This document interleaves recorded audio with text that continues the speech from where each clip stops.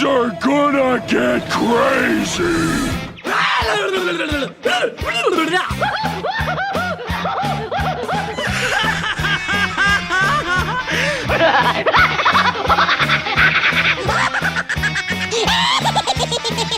Most everyone's mad here. Hello, everybody, and welcome back to another episode of AniMat's Crazy Cartoon Cast. How is everybody doing? I hope you've all been well during the week, because let me tell you, and this is going to be a prominent theme for this episode, it definitely was a lot. And oh wow, what do you know, we're starting off with a new fish. Thank you so much, J Monty. But anyways, back to what I was talking about. I know that there's been a lot of like intensely insane news that has been happening in the past week alone. I mean, there have been a few bright spots, of course, especially with Pokemon Day, in which it revealed Pokemon Wind and Pokemon Winds and Pokemon Waves that's going to be coming out next year. And we got our first look at the starters, in which everybody is falling in love with them, especially with Pombon. I mean, I love that fiery, fluffy dog as well. But there's also been a lot of calamity that has been happening in the entertainment world. And this is not even to mention the unfortunate real world news that's been going on that feels like it's just been a nightmare again and again, especially when the US and Israel are now attacking Iran. Now, this is not to go and defend Iran, of course. I know they got their own serious problems going on, but that does not justify the actions of both Israel and the US. And especially when it comes to Trump and the GOP right now, they have essentially become a group of mass murderers, especially with the strike that they have caused, in which it has pretty much, without using terms that would get me like either banned or would make the website hosts upset, but have pretty much exterminated a lot of innocent lives, especially children, which honestly, it's upsetting and absolutely frustrating. And it further proves that I was correct when I have compared Donald Trump to Osama bin Laden. Like, and especially, it's already bad enough, like you got like the ICE agents out there being like freaking Al-Qaeda and taking away American lives, and not to mention kidnapping many other Americans, regardless if they're immigrants or not. Like, it's already terrible enough, but this just really proves how like Trump is just one of the greatest evils in the world, and also the worst thing to happen to America since 9/11, especially when the damage that he has done to the country is even worse than 9/11. And for any of those freaking deplorable simpletons out there who are mad at me or who are more upset about my comments about Donald Trump and the Republican Party than they are of the actions of Trump and the GOP, then why don't you go and shut your mouth and get drafted? If you're still obeying Donald Trump, if you're still on his side, then why don't you go and actually prove your loyalty to your child molesting leader and actually go to Iran and go to war? Go to that war that you have voted for. At least you'll be able to prove that you're not a waste of space to your families and to your communities, and that you are actually willing to sacrifice yourself for your country. So I don't want to hear it from any whiny Republicans upset at me because I am stating the truth about Trump and Republicans. This is the reason why conservative values need to be regulated. It needs to be heavily implemented. Like, there needs to be laws to heavily implement to restrict conservatism so that socialism can actually thrive and actually make America great. But with that said, just want to go and like let that out of my system. But what we are here is going to be many other pieces of shocking news. In fact, I would argue that this is going to be one of, if not the most shocking episode of AniMat's Crazy Cartoon Cast. I mean, that little rant I just did, well, that's partially going to be a taste of what's going to be to come with the stories that I have here, especially when we got one shocking factor after another. So it's going to be an intense episode. So brace yourselves, everybody. Now, with that said, I would like to pass this on to the chat wall. And I'd like to ask you all, are you ready for today's episode of AniMat's Crazy Cartoon Cast? So, who is prepared? Who is ready for this episode here now? All right, so let's see now. All right. Yes. Oh, people are prepared. Okay, yeah. I see people are ready right now. And apparently it's a holiday right now, or as I'm recording this, where it's Ramazan Mubarak for all Muslims and Arabs. Oh, for those of you celebrating, I hope you're all having a splendid time during that. And so, with that said, it is now time that we shall go and get things started.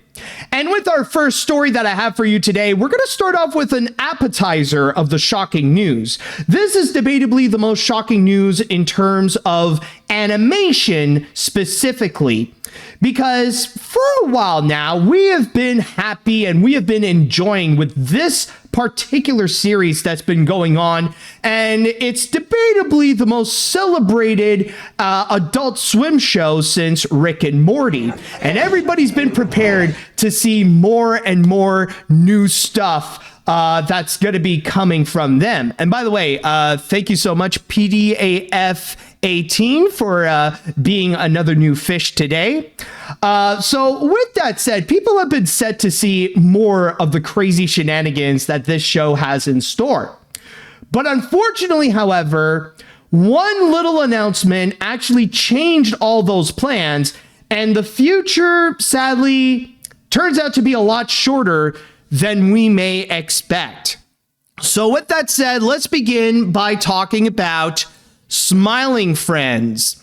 Yes, it has been confirmed by the creators Zach Hadell and Michael Cusack that Smiling Friends is pretty much finished, or at the very least, after they are fully done with season 3, then the show is officially going to be over. Because right now, there are only 2 episodes left of season 3, and these are not going to be big finales, or they're not going to be big closers to the entire show. They're just going to be regular episodes of Smiling Friends.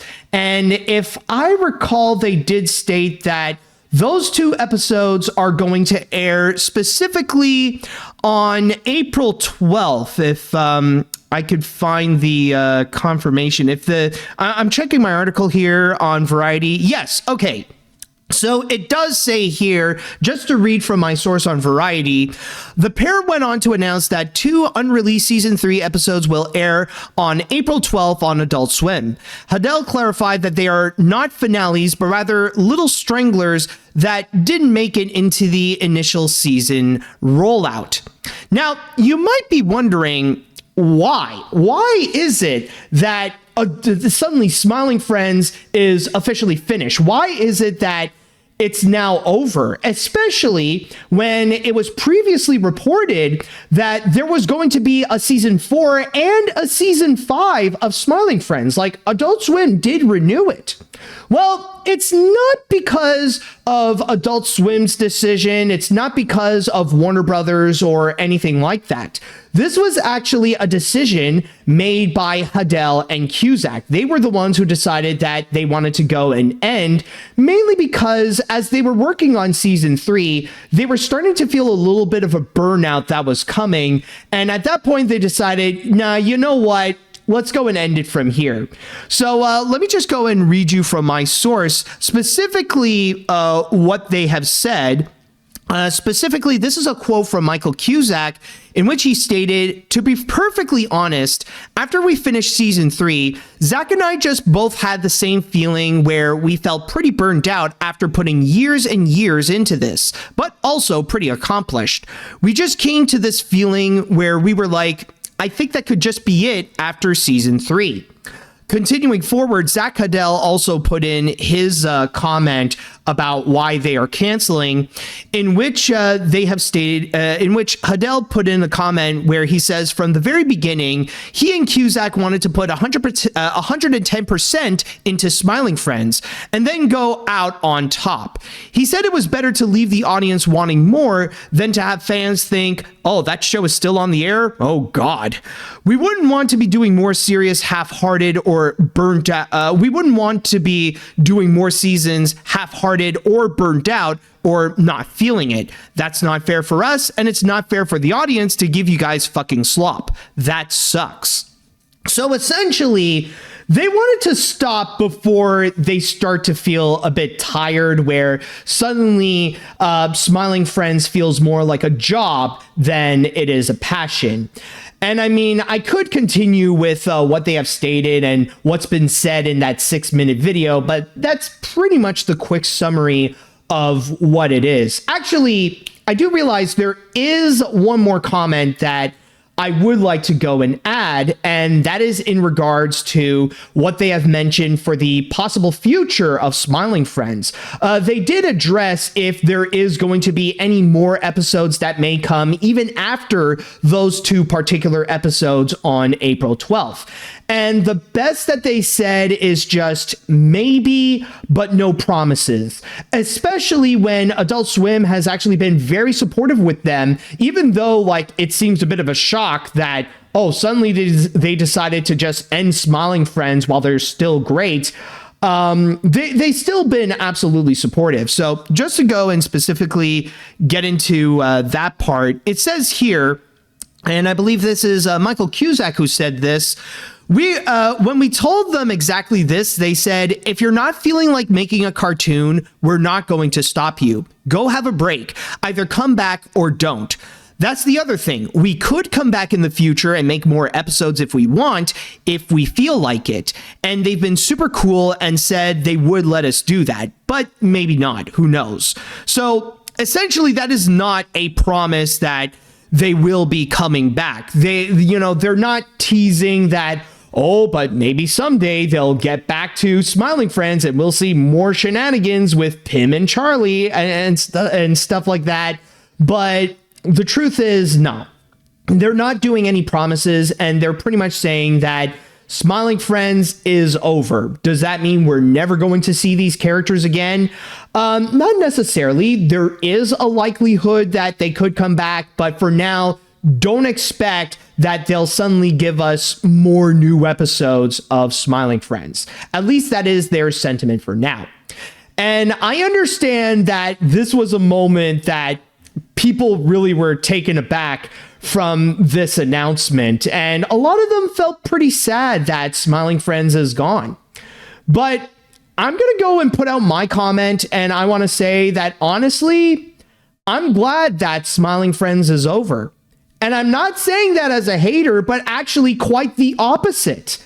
And that's mainly because I'm glad that they decided to go and finish it, because that's how you seal the legacy of an amazing show.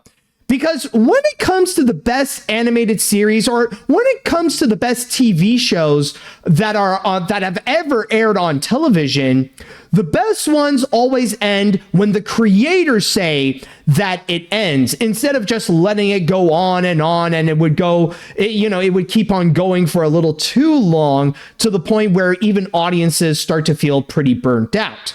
A great example of what I'm talking about is with Avatar: The Last Airbender or Gravity Falls, 2 amazing and 2 highly acclaimed shows, and the reason why they have been considered great from the beginning to the very end is because the creators felt like, you know what, this is a great place to go and end it. This is a great place to say that it is done and that we can move on to our next project.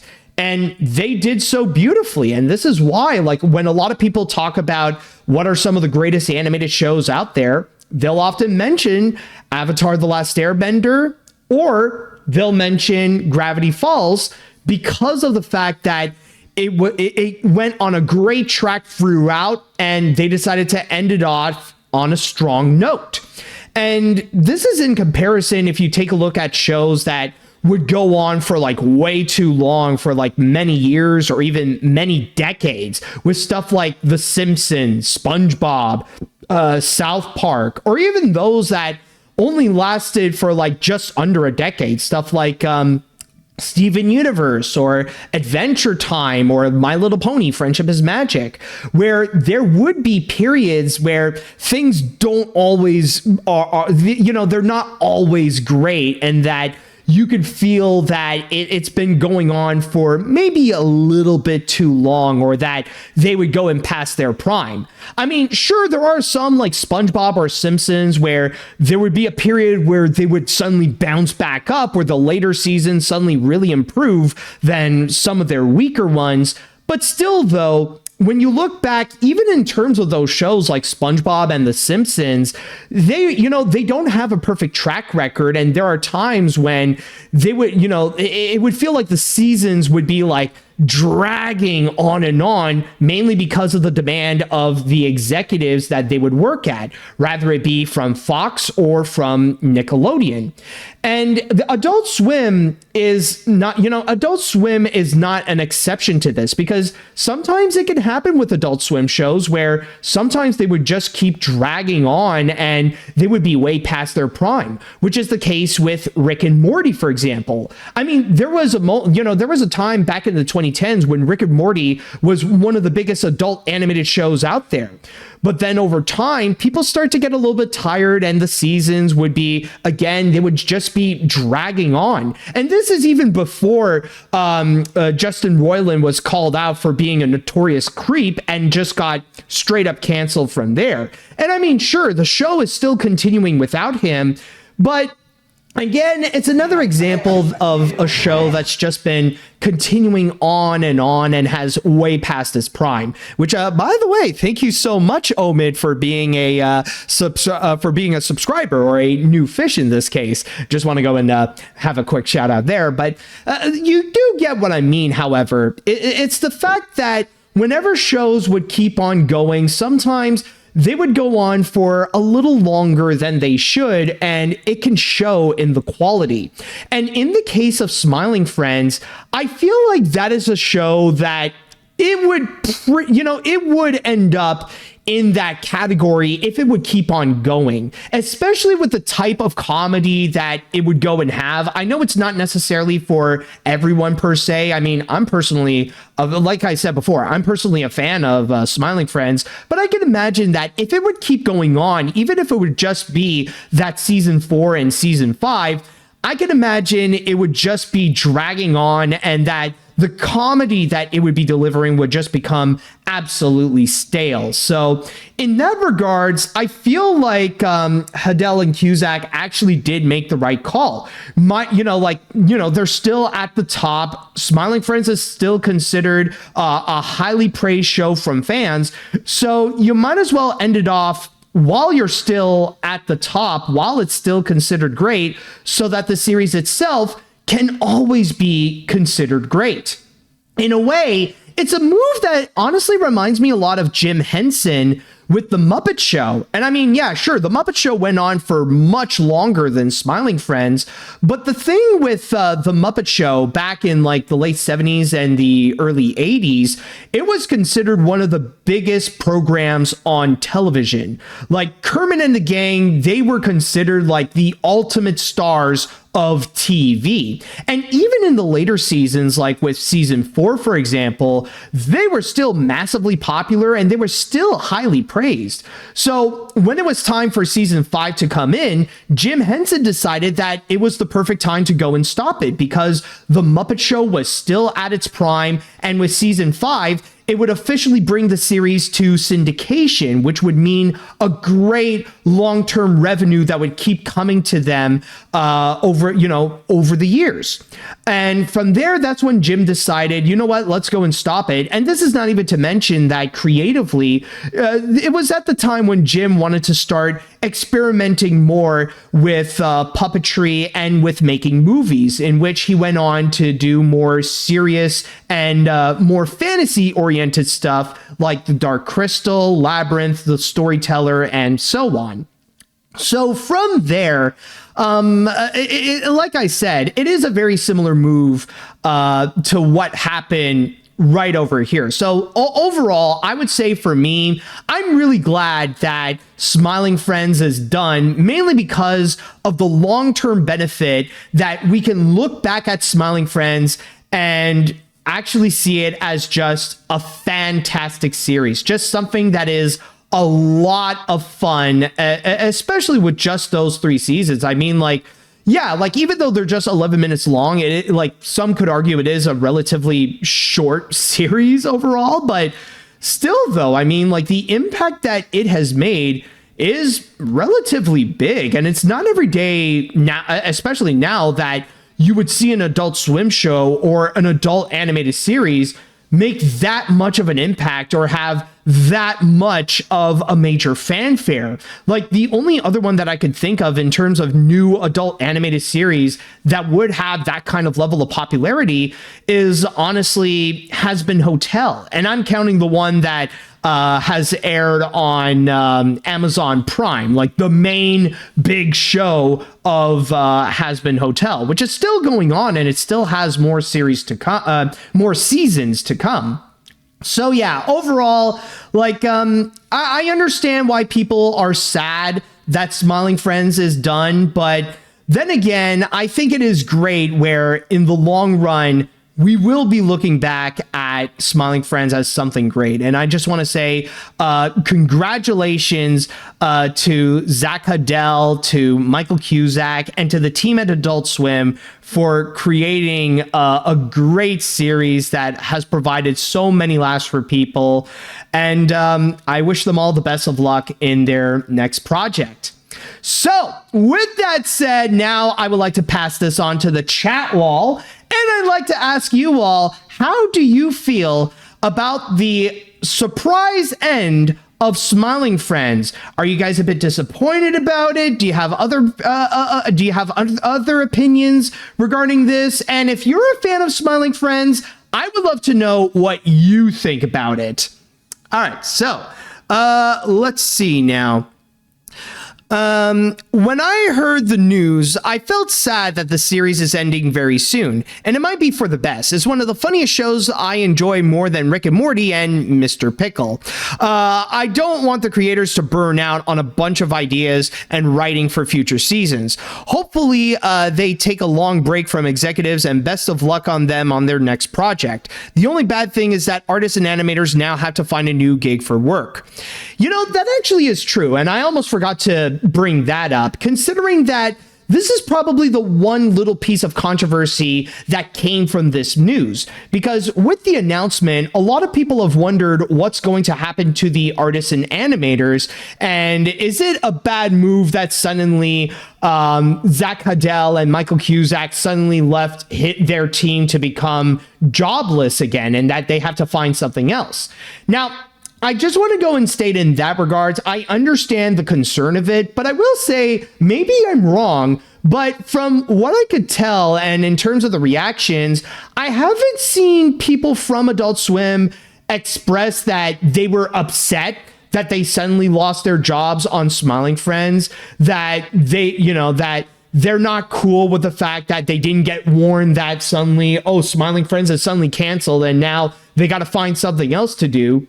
In fact, in the video, Huddell and Cusack were actually very supportive of their team, and they would go and really pressure everyone to go and say go hire them. They're very talented, they're great, and they deserve to have big jobs and stuff like that.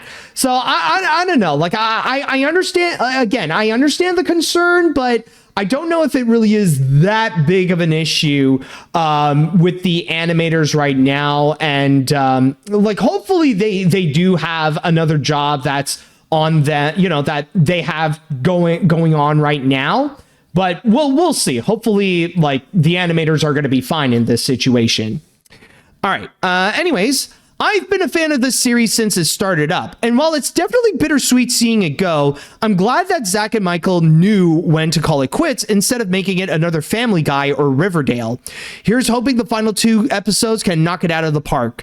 I will say, however, I'm going to miss Mr. Frog because, I mean, he ate the bug. This is the end. I love you. Guitar riff. Yeah, and one thing I do also want to add that I completely get why they want to go and stop. Like, as a creative myself, I understand how you want to make sure that you avoid a burnout at all times. Even nowadays, I've been valuing the quality of my videos than to actually keep a consistent schedule going, especially when I'm just like a one-man band doing my videos, doing the podcast, and doing everything that I do. So in that regards, like, I know some people get upset whenever I don't consistently post a new video every week, but you know, I'm just looking out for myself. I'm just doing the best I can to go and avoid that situation and avoid getting that burnout so that the videos that would come afterwards can still be great or come out the best that they can ever be. Let's see now. Any other comments to go and read? While I do like the show and I understand where they're getting burned out, I can't say I'll miss them, considering that they are collaborating with people like the Nostalgia Critic, and I almost avoided it because they were the same people that started the Lightbringer nonsense.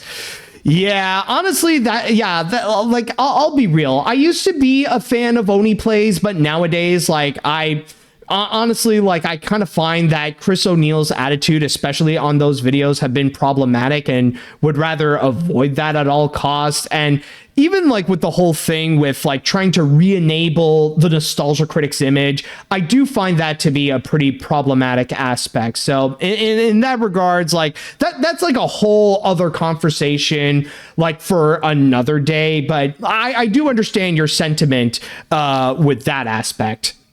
All right, let's see. I'll admit that I haven't watched Smiling Friends myself, but this is definitely a surprise. But I agree that I think it's for the best for the show to end with how we'd like it. It's best to end it while it's still really well liked. Some of the most beloved shows don't have a long run. You either end soon and become an Avatar or Gravity Falls, or you live long enough to become a Simpsons or SpongeBob. So overall, I think ending it is for the best. Definitely fair enough, dude. Let's see. Personally, I respect the decision from Michael and Zach to end Smiling Friends. Sure, I know many fans will probably be sad that the show is ending, but as the saying goes, well, the same one. You either die a hero or live long enough to see yourself become the villain. And they don't want this show to be the villain. I know that Smiling Friends will make a huge impact on fans, and I think that this decision is for the best. Also, I know that they have a ton of fun making the show. Oh, absolutely. And even one person commented, "Don't cry because it's over, smile because it happened." And unfortunately, I don't have a lot of time to go into other comments, so I'm going to go and stop here, and we'll get onto our first break. And when we come back, we're going to dive into another major piece of controversy. Well, not another piece, but another shocking news that is a piece of controversy. And even though the event that happened was a little while ago, we recently got some major updates about it, and oh boy, does it look bad for this entity. So with that said, we'll be right back, and we're going to go and talk about what is so far the most controversial moment in an award show this year. Welcome back. Now, when it comes to our next story, we are going to go and discuss about the BAFTAs. And with the BAFTAs this year, it definitely was a moment of celebration in which there are many highlights with some great presenters, including, I believe, Alan Cumming was noted to be the host, and a lot of people really enjoyed his presentations. And not to mention some fun presenters, including Paddington Bear himself. So there were definitely some nice moments.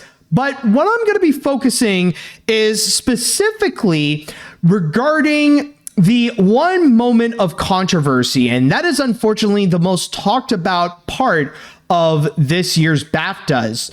And the more that we look into it, the more that we see what's been going on and how it's all been organized, the worse it has become. And it's just been like down and down and down to the point where, yeah, this year might have ended up becoming absolutely disastrous.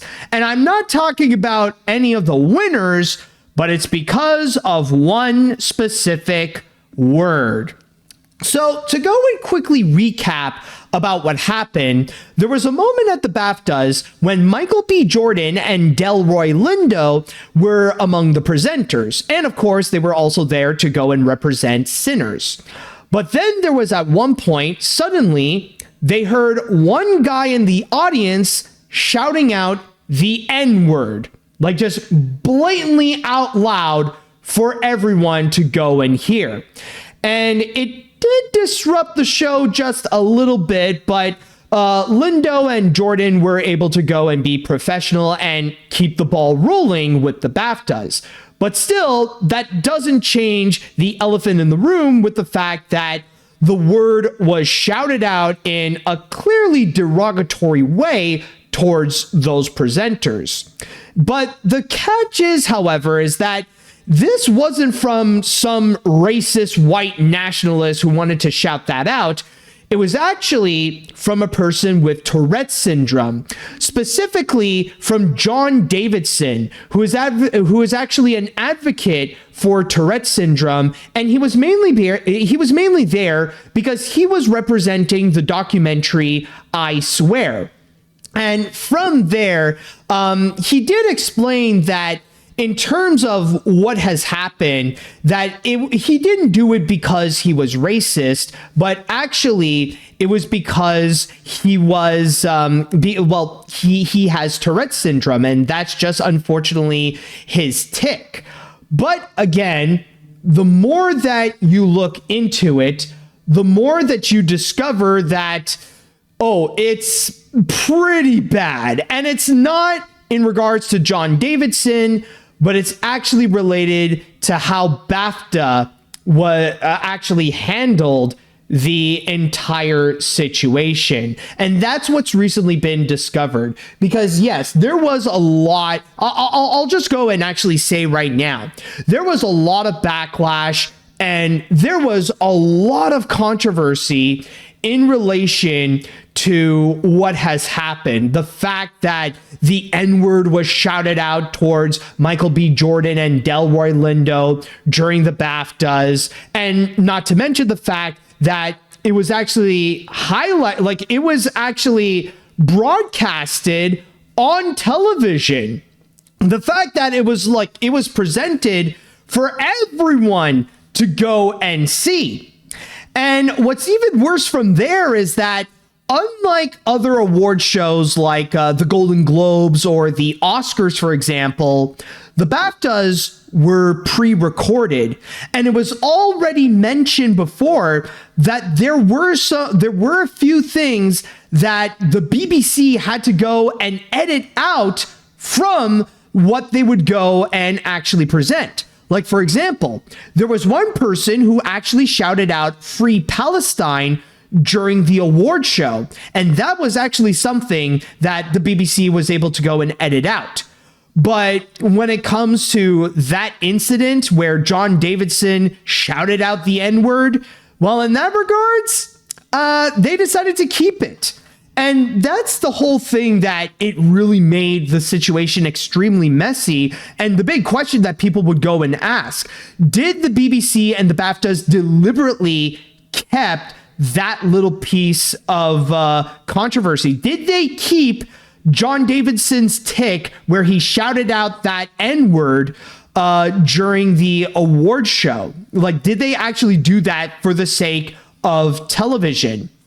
Well, when John Davidson was interviewed, it turns out that, well, the signs indicate that it may be deliberate. And it's actually specifically from a Variety article in which he had a one-on-one interview talking about that particular moment right there. And John Davidson did express that he was very well aware that what he did was absolutely wrong, that he is aware that this is not cool that he would do. And yet, it's part of his Tourette syndrome, not to make him say it, but the fact that he has no control to keep it in. In fact, let me just go and read you specifically what he has actually stated in that, especially in terms of his actions of what he would do afterwards. Because previously, he did state that once that tick was let out, he decided to go and walk out from the BAFTAs because he knew that what he did was absolutely wrong and that it was absolutely offensive. So he decided to walk away so that any of his ticks or any of his other ticks would not be interrupted or would not interrupt the show. In which he stated, where was it? Oh, okay. So he actually said right over here, reading from my source on The Guardian, in which he explained, and this is from the interview with Variety, "I can't begin to explain how upset and distraught I have been as the impact from Sunday sinks in. I want people to know that I understand that my tics have absolutely nothing to do with what I think, feel, or believe. It's an involuntary neurological misfire. My tics are not an intention, not a choice, and not a reflection of my values." Variety reported that Davidson has contacted Sinner's studio, Warner Brothers, to personally apologize to Jordan, Lindo, and the production designer Hannah Beachler, who also reported hearing an N-word directed at her. Davidson added that he did not want the focus to be solely on this particular slur, saying that he would appreciate reports of the events explaining that I ticked perhaps 10 different offensive words on the night of the awards. He added the N-word was one of these, and I completely understand its significance in history and in the modern world, but most articles are giving the impression that I shouted one single slur on Sunday. So already, this is one red flag from the BAFTAs and the BBC, because again, during the broadcast of it, they would go and they already edited out certain things like the Free Palestine shout out. But the fact that he mentioned that he has actually done several different ticks throughout the show, and at that point, they decided to keep that one N-word in, that actually feels massively suspicious. And before I go and continue, I just want to go and make a statement in regards to the whole controversy. Now, I want to get this out of the way that I don't, honestly, for any of those people who really are upset of the fact that it happened, regardless of what the context is, if people are upset of the fact that someone shouted the N-word while Michael B. Jordan and Delroy Lindo were presenting at the BAFTAs, that is completely justified and it's completely understandable. I will not go and take that away from you. In fact, I honestly, I think that is, that's something that we should all still be feeling, because yes, it is objectively wrong to go and shout that word out when there were black presenters in an award show like the BAFTAs. That is still terrible. And honestly, the BAFTAs should have done something and should have done a better job in order to prevent something like this to go and happen. So honestly, I think that is a bad move on the BAFTAs to even let this situation even occur in the first place. That should have been way better handled, especially when knowing about the tics that John Davidson would have.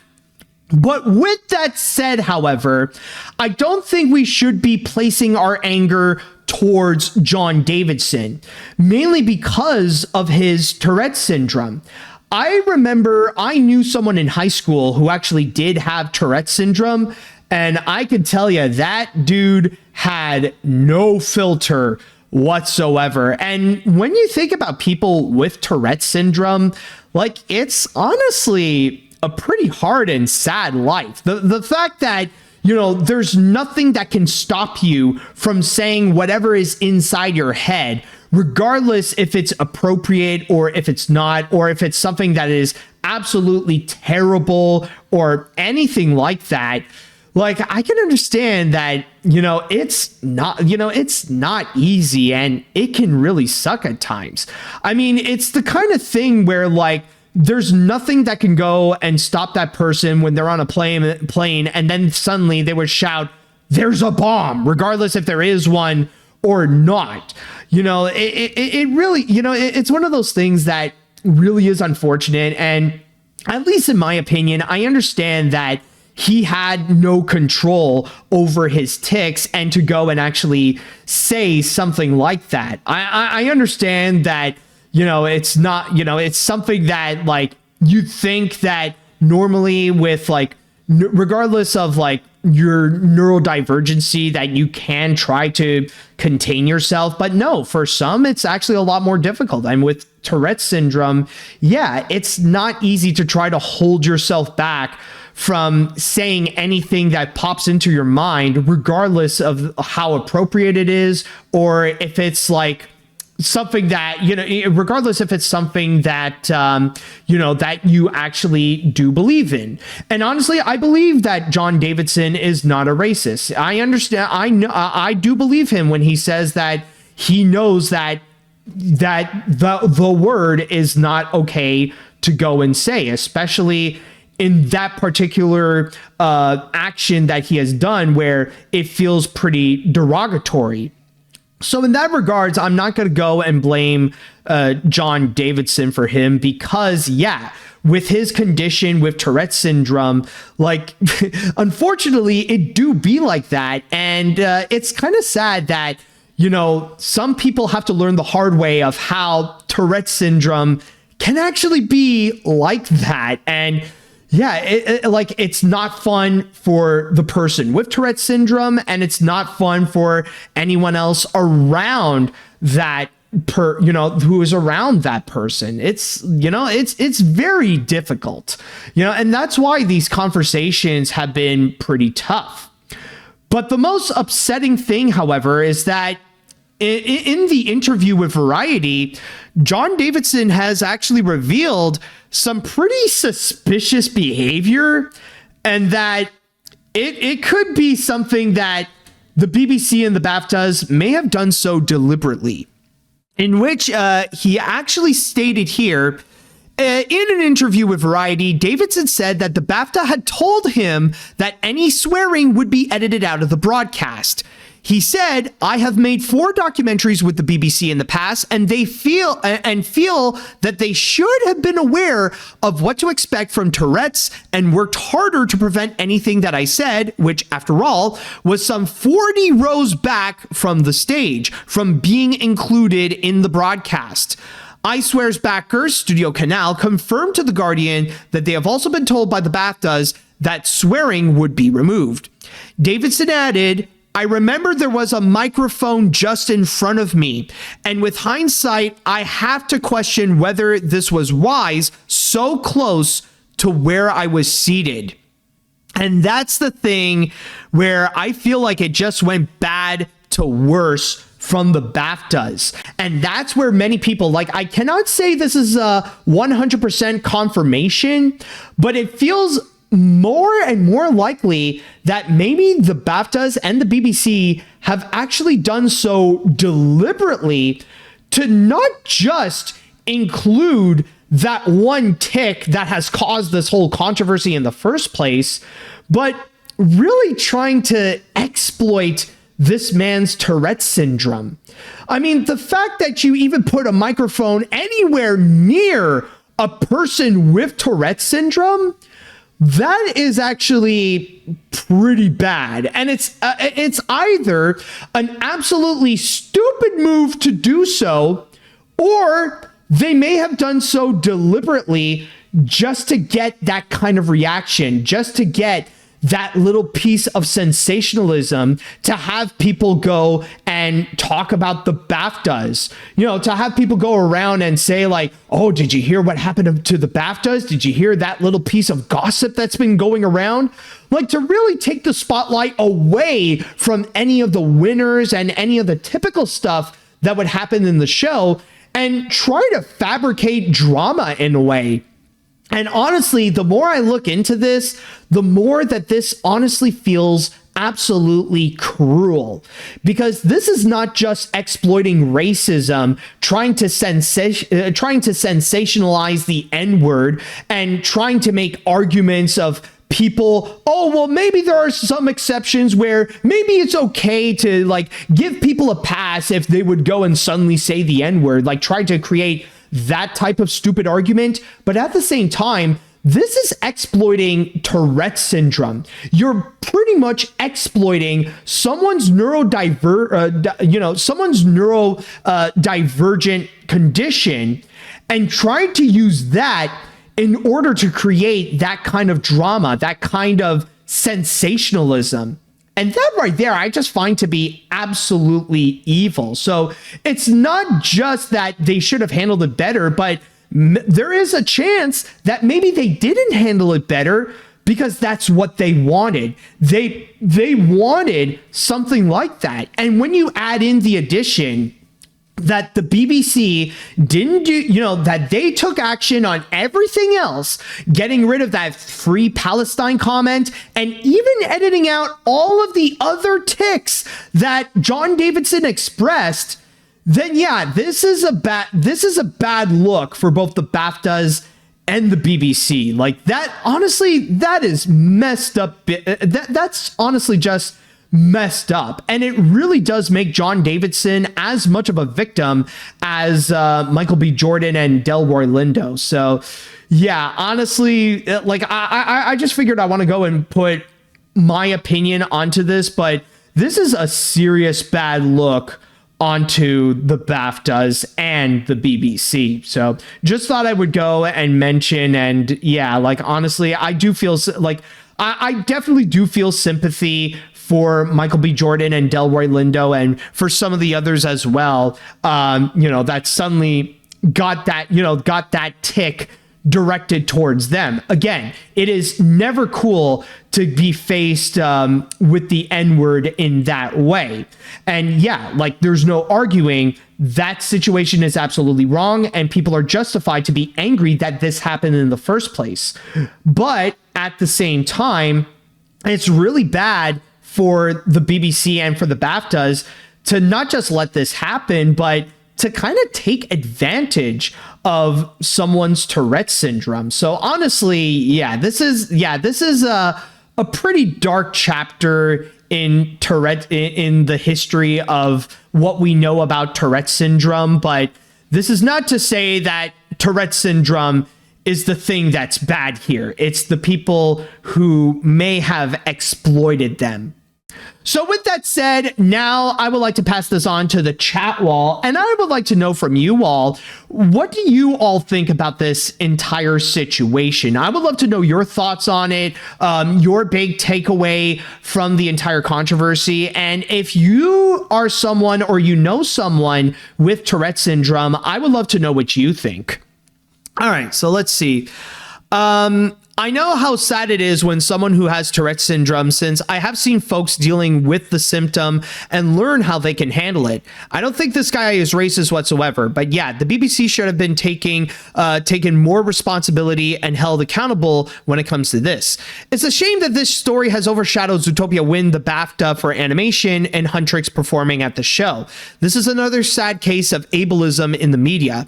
Yeah, and honestly, that's probably the word that I was trying to look for, but But yeah, this is like, it's not just racist, but this is extremely ableist as well. Like a combination of the two just to create sensationalism. And that, again, this isn't just wrong, it's cruel.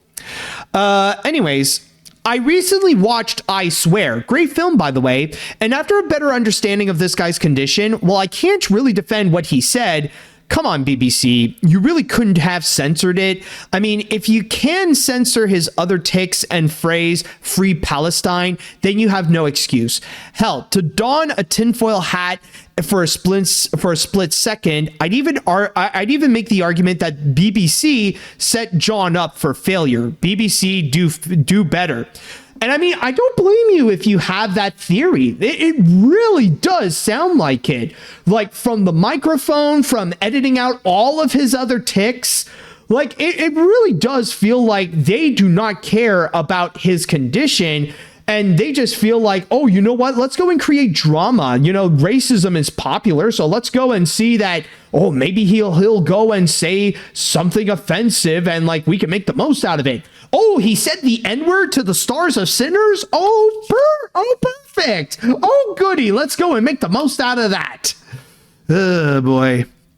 Anyways, Britain can be as problematic as Ireland when it comes to some institutions taking advantage and abusing certain folks with intellectual disabilities, making it illegal for them to have even consensual sex unmarried or by exploiting their crash outs and impulses for ratings. I wish the BAFTA very canceled. Yeah, honestly, I understand what you mean right there. I mean, yeah, like that could be a whole subject altogether about the way that the UK would go and exploit people with mental conditions or with any type of neurodivergence. There could be like a whole history of that, but this is definitely a prominent example, that's for sure. Let's see. The fact that the BBC and BAFTAs think that putting a microphone in front of John Davidson while he has Tourette's syndrome is very much scummy and awful to do. This is really sad and disgusting that they're giving Tourette's syndrome a bad name, thus enabling ableism as well. I couldn't help but feel very sorry for John Davidson, especially with his condition. The BBC and the BAFTAs should be ashamed for trying to enable ableism in this. It's cruel and shameful. And I also want to add, by the way, that it's not just with John Davidson, but also we should have our hearts out for Michael B. Jordan and Delroy Lindo as well. Because again, even though John Davidson didn't mean to go and just shout out that word, it's still bad that you got prominent Black people who will be hurled these kinds of insults and these attacks still to this day on a regular basis. And even these two people who are very well established getting that kind of treatment, that is still absolutely wrong. So honestly, my heart goes out to them as well. Let's see. We need an open investigation into this story, as all of this is highly suspicious, because how the hell did the censors not catch this? So let me get this straight. You said that any curse words would be censored, but then you allow it. I have no issues with John. I live with people with Tourette's syndrome, and it can be a vicious disorder, but the BBC, no excuses. It seems they're taking advantage and trying to dramatize this, and with this story, BBC, you should know better. Exactly, man. Yeah, honestly, that would be a nice idea. I would be down to see an open investigation to what really happened and if this is actually deliberate, because honestly, again, this is a matter that we should actually take seriously, regardless if John Davidson has Tourette's syndrome or not. The fact that they even let a situation like this, where someone would just shout out the N-word towards Black people in a prominent award show while they were on stage, that is still a terrible thing, and it should be treated like a serious crime. Let's see now. All right, I'll go with let's Oh, okay. I haven't watched the BAFTAs this year myself, outside of the moment where Paddington was a presenter, but this is really bad. The fact that the BBC would not edit out that tick and might have tried to exploit it to get attention is awful. It just makes them look bad. So this is just awful. Although on a positive note, I'm happy Zootopia 2 won Best Animated Feature, and it helped wash the bad taste that K-pop Demon Hunters swept at the Annies out of my mouth. Yeah, I do get what you mean. I mean, it definitely did help that K-pop Demon Hunters was actually not nominated at the BAFTAs. From what I remember, they actually got disqualified because it was a streaming exclusive movie and put in like next to no effort to be presented on the big screen, especially in the UK. So at least Zootopia was able to be really lucky on that. All right, I think I'll read one more comment and then we're going to move on to the next story. So let's see here. I'm not really surprised that the BBC did a dumb move. Before that, BBC News spread false news and headlines on Palestine, even though we all know the truth and evidence on social media. Now censoring free Palestine speech but keeping that swear word during the BAFTA Awards, that's not good. As for the person with the syndrome, I have no comments. By the way, did you watch The Voice of Hind Rajab in your family, with your family before the Oscars? You may get tears from watching it. No, I haven't actually. I'm not sure where to go and find it. Do you know where to find that picture? Just out of curiosity.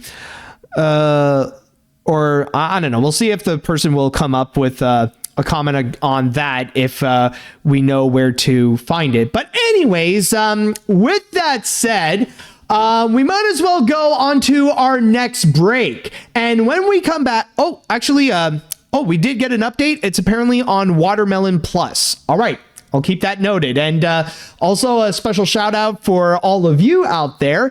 If you want to go and check out The Voice of Hind Rajab, check it out on Watermelon Plus. But anyways, we're going to go on to our next break right now. And when we come back, I know technically we're going to get into the middle of the podcast, but I think it's time we will go and discuss the biggest and most shocking entertainment news that has happened in the last week and possibly this year. So stay tuned for that. Welcome back. Now, when it comes to our next story, this is actually related to what I have considered to be the biggest animation news of 2025, or even the biggest entertainment news of 2025. And that was when Netflix officially acquired Warner Brothers. That after the big long battle between Paramount, Netflix, and Comcast, the streaming service came out as the big winner. And from there, for a good while, we were anticipating and preparing ourselves to see what the future is going to hold with Netflix and Warner Brothers ultimately coming together. What does that mean for streaming services? What does that mean for movie theaters? And what does that mean for our entertainment? Well, whatever speculations that you may have, you might as well go and throw it out the window, because it is not gonna happen anymore. And suddenly, a massive twist to the story occurred, where now it's no longer gonna be Netflix who's going to acquire Warner Brothers. So yeah, the good news is the Netflix-Warner Brother merger is not happening. The bad and even worse news is that now Warner Brothers is gonna belong to Paramount. Yes, it was specifically on Thursday, February 26th, when Warner Brothers put out the very unexpected announcement that they decided that, you know what, the deal that Paramount made actually looks a lot better. Hey, Netflix, would you like to go and make a counter argument on this? Yep, just out of nowhere, Warner Brothers decided that they want to go and take Paramount's deal, believing that it is actually a lot more appealing and that they actually made a way better offer in a deal that I believe is said to be around 110 billion or $111 billion in total. In fact, to go into the specifics from my source here on The Hollywood Reporter, it actually says, where is it? Yes, right over here, to which it states, Paramount Skydance's latest proposal was for $31 per share, but had a number of other sweeteners, including a ticking fee payable to shareholders equal to 25 cents per quarter beginning after September 30th, 2026, as well as a $7 billion regulatory termination in the events the transaction does not close due to regulatory matters. Paramount has also agreed to pay the $2.8 billion termination fee that Warner Brothers would be required to pay to Netflix to terminate the existing merger agreement. The revised offer came days after negotiations between Paramount Skydance and Warner Brothers Discovery, with Netflix allowing for a negotiating window to be open so that the matter could be resolved. So they stepped in with a better offer, and Warner Brothers felt like, you know what, this is actually better than what we may get with Netflix. So from there, they asked Netflix if they would like to do a counteroffer. And in that case, well, Netflix has said no. They decided not to go and make an offer, and they decided, oh, you know what? I think we're going to keep with what we have here. Our offer that we've done, it stands to be perfectly fine. And I just want to go and state, by the way, I kind of forgot to mention this a little before, but these kinds of things, they are pretty common when it comes to mergers, that suddenly you have your competitor who steps in to go and make a better offer, and then suddenly that puts you in a position to do your next move where you should go and make a way better offer than what they would go and make. It's kind of like with what happened with the Disney-Fox merger, when Fox wanted to go and sell, and there were a few people that were interested, and then all that was left was either Disney or Comcast. And while Disney was actually close to like finishing the deal and it would be all set, suddenly Comcast actually stepped in and said that they had a better offer to go and present, which in return, Disney actually responded by saying, you know what, screw it, we're going to go and make an even better offer than what Comcast proposed, which in return, Comcast backed down, and that's how we got the Disney-Fox merger. So those situations, they are pretty common that they do happen. But what is uncommon, however, is that when the competitor would go and actually make the offer, suddenly the one who initially won said, nah, I'm good. And that's exactly what happened here, where Netflix decided not to go and compete with Paramount's new offer, in which the CEOs stated right over here, again from my source on The Hollywood Reporter, Netflix co-CEOs Ted Sarandos and Greg Peters released a statement Thursday outlining their decision, namely that the deal is no longer financially attractive and that it was always a nice to have at the right price, not a must-have at any price. The transaction we negotiated would have created shareholder value with a clear path to regulatory approval. However, we've always been disciplined, and at the price required to match Paramount Skydance's latest offer, the deal is no longer financially attractive, so we are declining to match the Paramount Skydance bid. And from there, because they decided to go and back down, that's when Paramount was now announced as the big winner.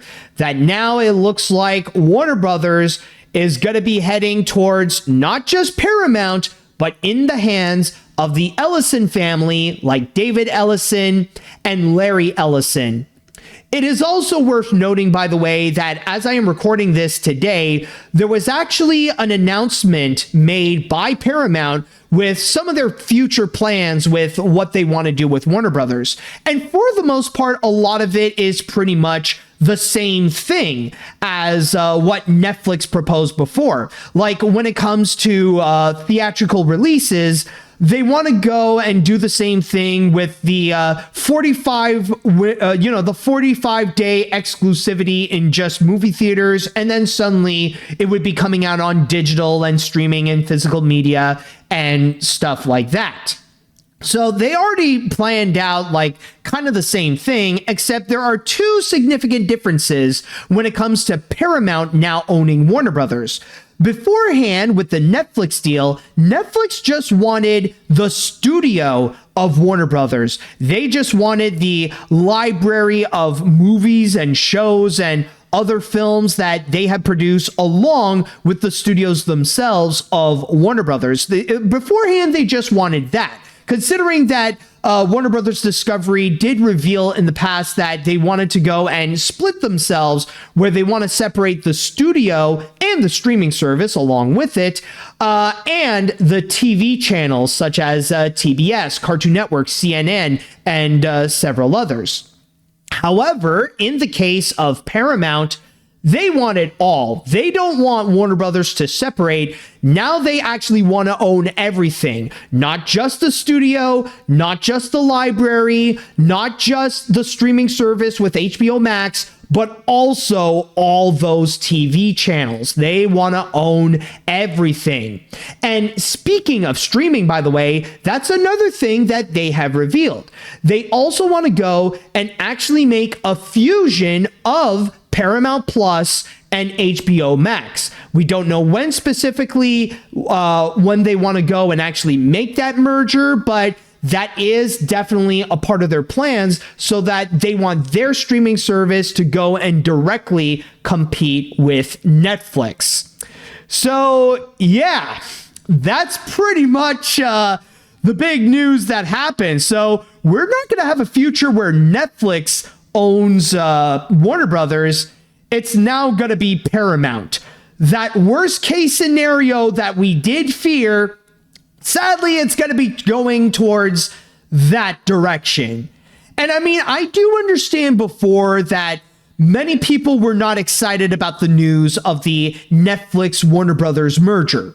People were not excited for that to go and happen, and it did leave out a lot more questions than it does answers in regards to what's going to happen to streaming, what's going to happen to movie theaters, what's going to happen to those particular projects with movies and shows and all that kind of stuff. Like, there were many concerns and questions, but now with Paramount, it feels like it's about to get so much worse than the speculations that we would go and make with Netflix, because this is pretty much like an even bigger nightmare scenario than what people have come to expect with the Disney Fox merger. Because first and foremost, this already feels like this is going to be a massive disaster, especially when it's going to be in the hands of the Ellisons, who have yet to prove that they have done a good job with Paramount.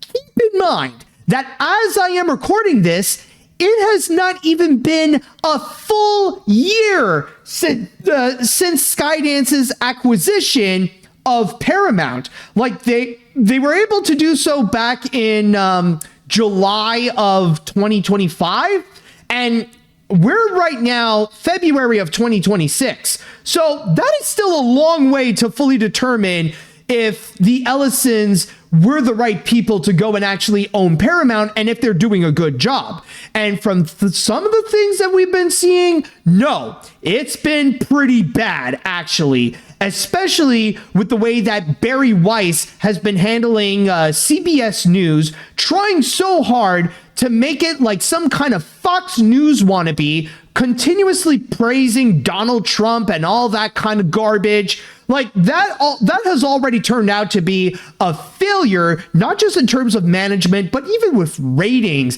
It's just been a massive flop, where bankruptcy of CBS News is not necessarily out of the question. It feels like it could be looming in closer to closer, the more that we see this type of management just being handled.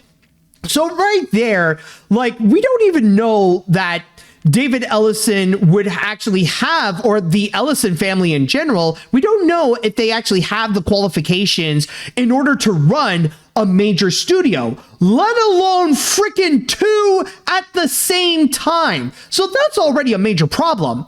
And this is not to mention, by the way, about the fact that with the Ellisons, they have been major allies of Donald Trump. In fact, they are a part of Donald Trump's right-hand men and doing whatever they can in order to make him happy, in order to go and keep making things go his way. Basically, trying to do what they can in order to go and turn Paramount, and now wanting to do the same with Warner Brothers, into absolute authoritarian propaganda machines. Basically tried to make it one step closer to turn the US into North Korea, especially with the media that they would go and consume, just be completely biased to not just Donald Trump, to absolute white nationalism or just straight up fascism in general. So the prospects of that is also extremely nightmarish. So the poor treatment of CBS News that we have been seeing right now, I can guarantee you they're ready to go and do the same thing with stuff like CNN and some of the other assets that Warner Brothers owned. And by the way, I just want to go and say this, because I know there are going to be some people out there that are going to be like, oh, well, that doesn't affect me at all. I don't talk about politics. I don't care about politics. I could just go and ignore it and just enjoy my stuff that I like to watch, like with Cartoon Network or Nickelodeon. Oh, you're going to regret saying that, because I can guarantee you that with this merger, it's going to affect whatever you may watch, regardless if you pay attention to politics or you avoid it like the plague.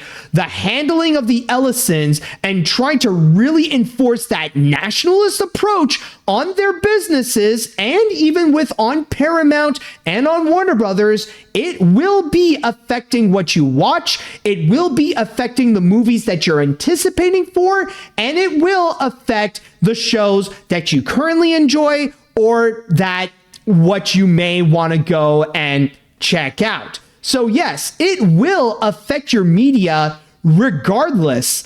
And this is not even to mention about the prospects of how much they are going to own. I mean, this is the worst case scenario that we've been talking about, that just in terms of animation, that we are going to see that odd, unusual fusion of Cartoon Network and Warner Brothers library along with Nickelodeon. It's just going to be this ugly synergy mishmash that, you know, like that kind of mega crossover that nobody really asked for. And looking into like how this has happened, it's not really as admirable as we have seen in something like Who Framed Roger Rabbit or the recent Chip and Dale Rescue Rangers movie. So in that regards, it's just like it's just gonna feel wrong altogether, especially now that the Ellisons and Paramount, they have pretty much become exactly what people claim Disney is, especially after that merger with Fox. But with that all said, however, I just want to go and put out a statement that I know that I have no control over any of your actions or what can you do and stuff like that. But one thing I can say is that you should not go and lose hope. Because as frightening as the prospects are in this, one thing we do have to go and keep in mind is that this is far from over. Yes, Paramount has been declared the winner, but that doesn't mean that they immediately got Warner Brothers in their hands. I mean, keep in mind that with these mergers, they take a lot of time, not just months, but years. Like even Disney, like it took them quite some time before they were able to go and fully acquire Fox. I mean, it was announced that they were about to do so in 2017, and they weren't able to actually make that happen and make the transaction occur until 2019. So it's going to be the same thing with this. And I can guarantee you there is going to be some pushback, and we're already seeing that right now. In fact, we actually got comments from the California Attorney General that he wants to go and open up an investigation. So going into my source here on Deadline, it actually states that over here, Paramount and Warner Brothers is not a done deal. California Attorney General Rob Bonta told Deadline this evening after Netflix dropped out bidding for Warner Brothers studio and streaming assets. He continued by saying that these two Hollywood titans have not cleared regulatory scrutiny. The California Department of Justice has open investigation, and we intend to be vigorous in our review. Not to mention that there have been others as well who have been openly critical about this merger. Just in general, by the way, not just with Paramount, but also even when Warner Brothers was getting ready to merge with Netflix. We even got a few of those comments as well, in which we also have this comment, and this was from before Paramount really twist this story, in which the Attorney General says, the film and entertainment industry not only has historical importance to our state, it also is a critical sector that buoys the state's economy of California and touches the lives of Americans daily. The proposed Warner Brothers transaction must receive a full and robust review, and California is taking a very closer look. On top of that, we also got a comment here from Senator, who is it again? Senator Adam Schiff. Yeah. So Senator Adam Schiff also did put out a comment in which he says here, what was true for Netflix is still true now for Paramount. The merger of two Hollywood's biggest studios must be subject to the highest level of scrutiny, free from White House political influence, to determine its impact on American jobs, freedom of speech, and the future of one of our nation's greatest exports. And on top of that, even back during like when it was Netflix and Warner Brothers, there have been some GOP members who actually did express a lot of concerns. In fact, it even says here, on the other side of America's fractured political spectrum, the cautions expressed by Bonta and Schiff were mirrored to some extent by 11 GOP attorney generals in a letter sent to Pam Bondi on the same day of the State of the Union.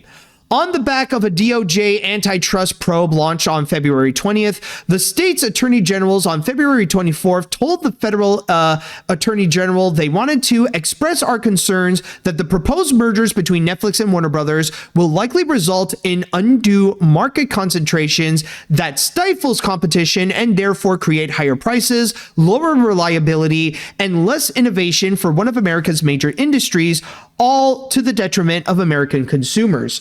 And hopefully they will feel the same way with the merger between Warner Brothers and Paramount. So overall, just keep in mind that this is far from over. Yes, now it looks like it's going to go into the hands of Paramount, but that doesn't mean that they get to keep it immediately. There is still a long way to go, and there could be some forces that could prevent it. You never know if somehow in the future things could actually change, and maybe this merger might not even happen at all, or maybe Warner Brothers may not end up being with Paramount after all. I mean, this is actually a prominent example. For a while, we thought Netflix is going to get Warner Brothers, and then suddenly that narrative just completely shifted, where now it looks like it's going to go to Paramount. And in that case, maybe in the future, it could suddenly switch again, where suddenly there's something that may be a massive block road that could prevent this from happening. But for now, though, if you want to go and take action, if there's something that you can do about it, I remember talking to a friend of mine about this, and really, if you want to go and express your concerns, I mean, there is always the action of boycotting, that you could go and unsubscribe to HBO Max. You can unsubscribe to Paramount Plus if you have those. But on top of that, you should also go and try to stick it to the Ellison family and their fortune. If you have anything that is connected to Oracle, which is the main source of the wealth of the Ellison family, then either boycott that or unsubscribe to whatever services that are linked to that. And also, if you can, there's also TikTok that you could go and boycott and just get rid of your phones. Considering that now the Ellisons have a majority stake of the US version of the app. So yeah, there are some actions that you can do for now. And I understand if this is frightening, if this is scary, but one thing that you need to say to yourself now is that this is not over yet. So that's just the big message that I want to go and express. So with that said, now I would like to go and pass this on to the chat wall, and I'd like to go and ask you all, what do you think of Paramount now pretty much in a position where they're about to go and acquire Warner Brothers? I know you might have a lot to say, so let me know what you think, and I know we may not necessarily have a lot of time before the next break, so I'll do my best to go through as much of your comments as I can. So let's see here. I remember when I saw this news, and to say I felt disgusted would be nothing short of an understatement.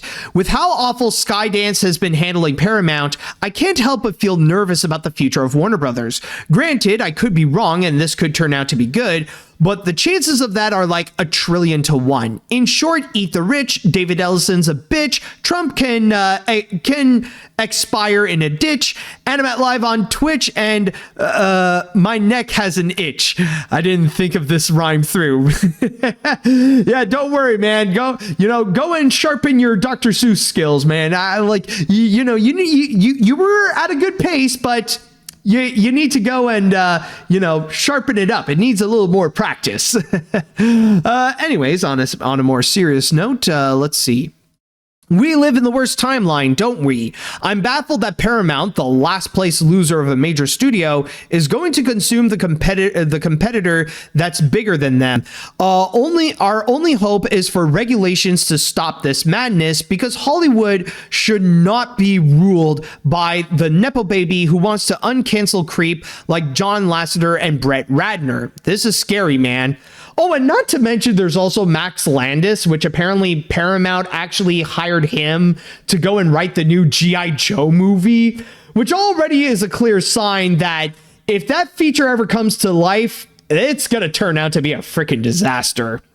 Let's see here.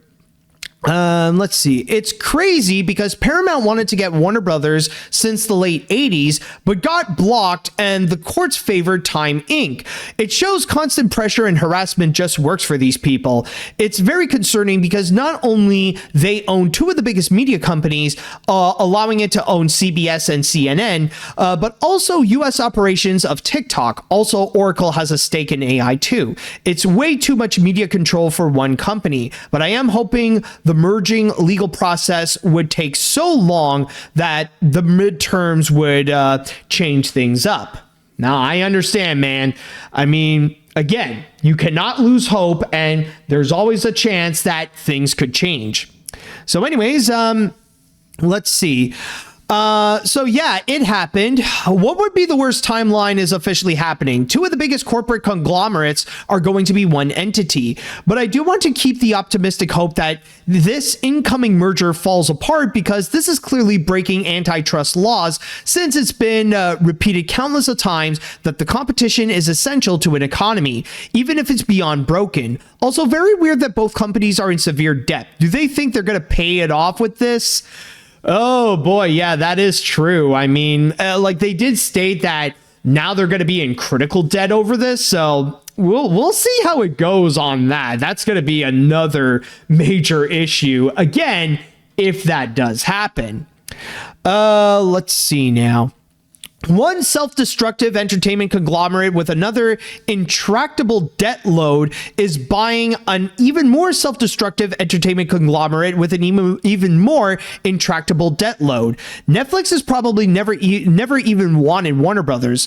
It just wanted Paramount to destroy itself. Disney is still paying off their Fox acquisition, and they have Marvel, Star Wars, theme parks, and Frozen money. What makes Paramount think they'll be able to pay off an even bigger debt load just with SpongeBob money?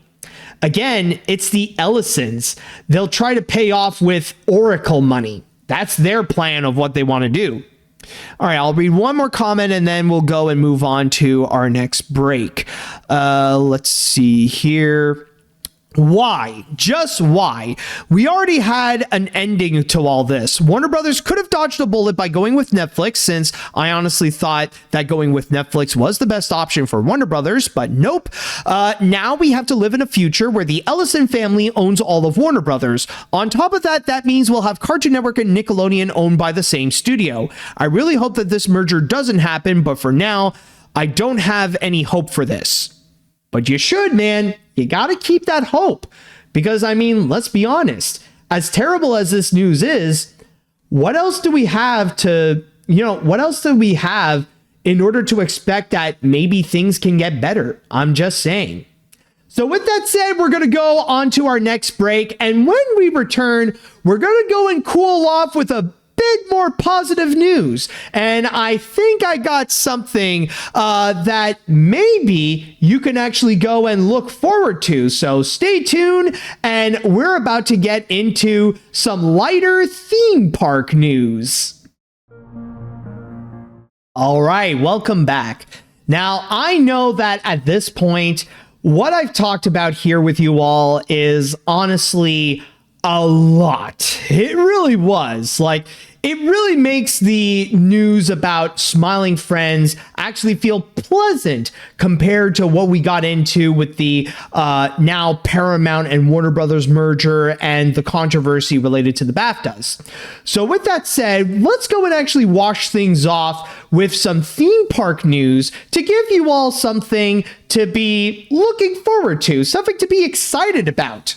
And there have actually been a bunch that recently occurred, especially those that are Muppet related. During the weekend, it was the final days of Rock and Roller Coaster starring Aerosmith, in which now the ride is officially closed and Disney is going to go and start making the renovations and the big update so that the ride can reopen this summer with the Muppets. And also, while Disney themselves didn't officially confirm it, they did state that Muppet Vision 3D is going to be coming to Apple Vision Pro. Yes, we're going to have a virtual reality version of Muppet Vision 3D, in which I believe Brian Henson has actually confirmed it. He didn't say when specifically it's going to happen, but he did say it is going to happen. But what I'm going to talk about here is not going to be regarding any Muppet news. It's not going to be about that.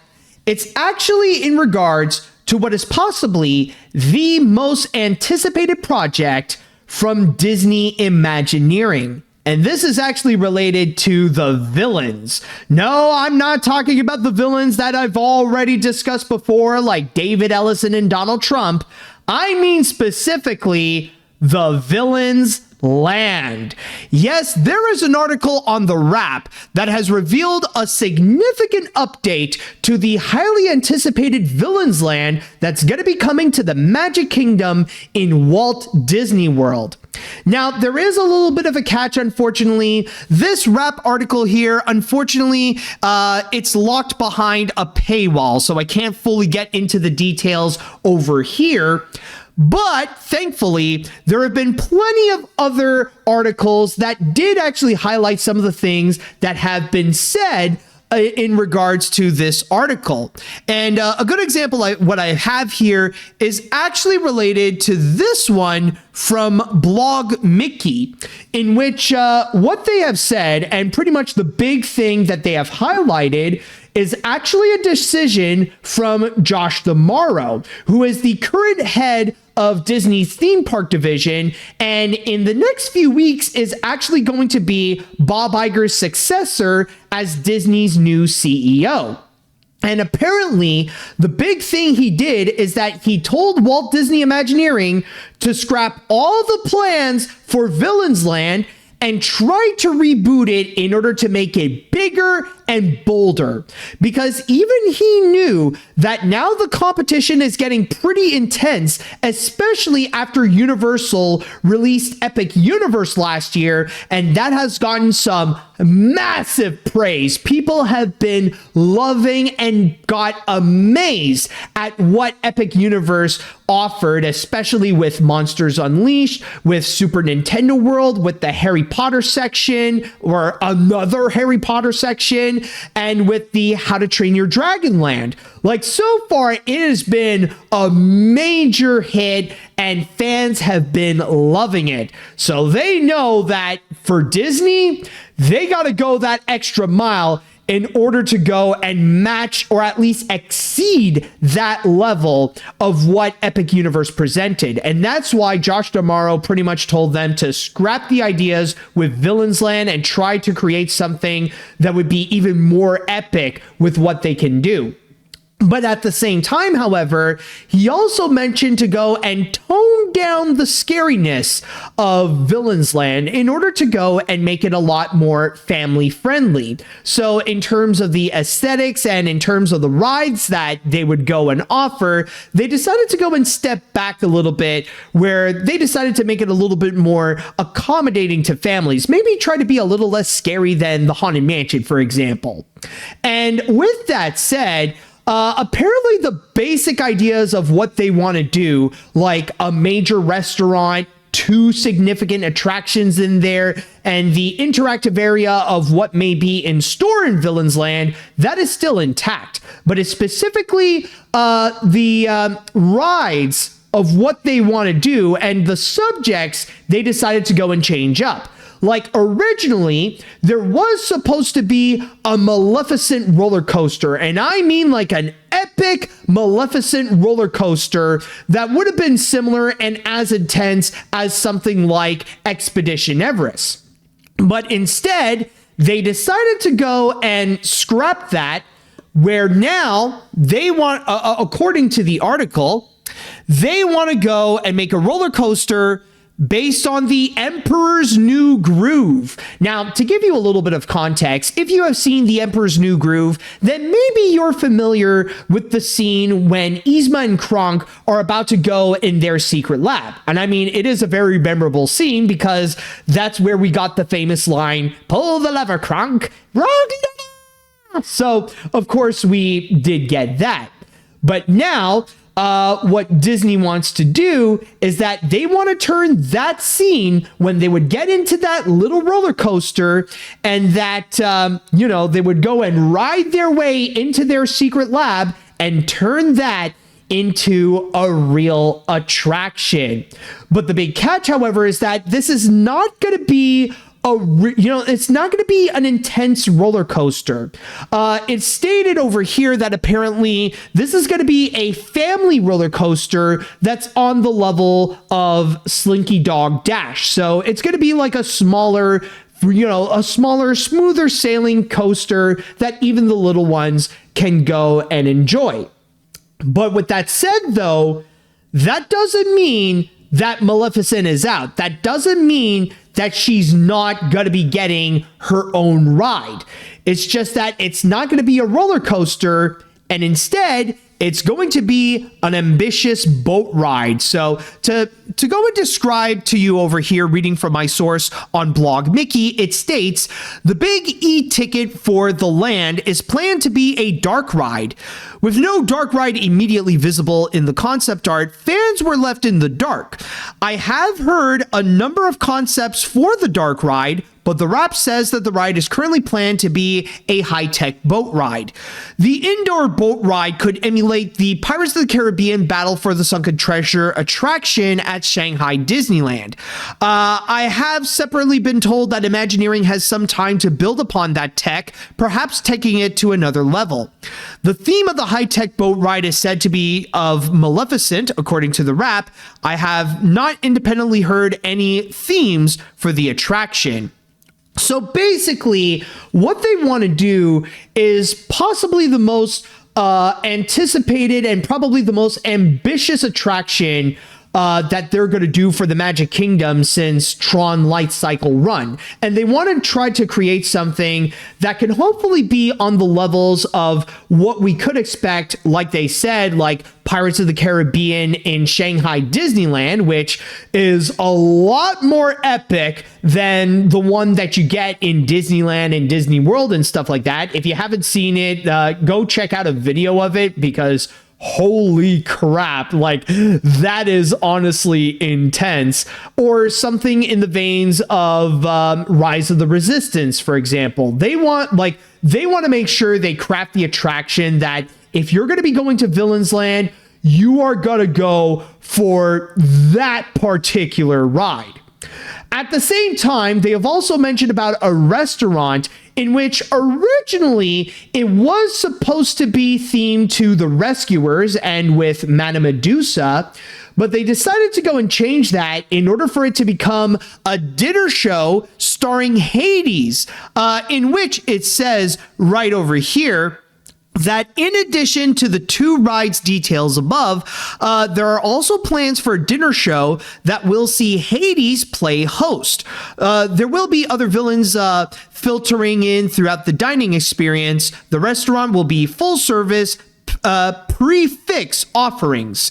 So from there, if you're going to go into the restaurant, it's also going to be a lot more of an experience where they will go and serve you the food. Like, you don't have a menu to, or I believe you don't have a menu to go and choose which one you want to order, or like any like little specifics of like this appetizer and this entree and this dessert and whatever. Oh, son of a fish. I don't know where that came from.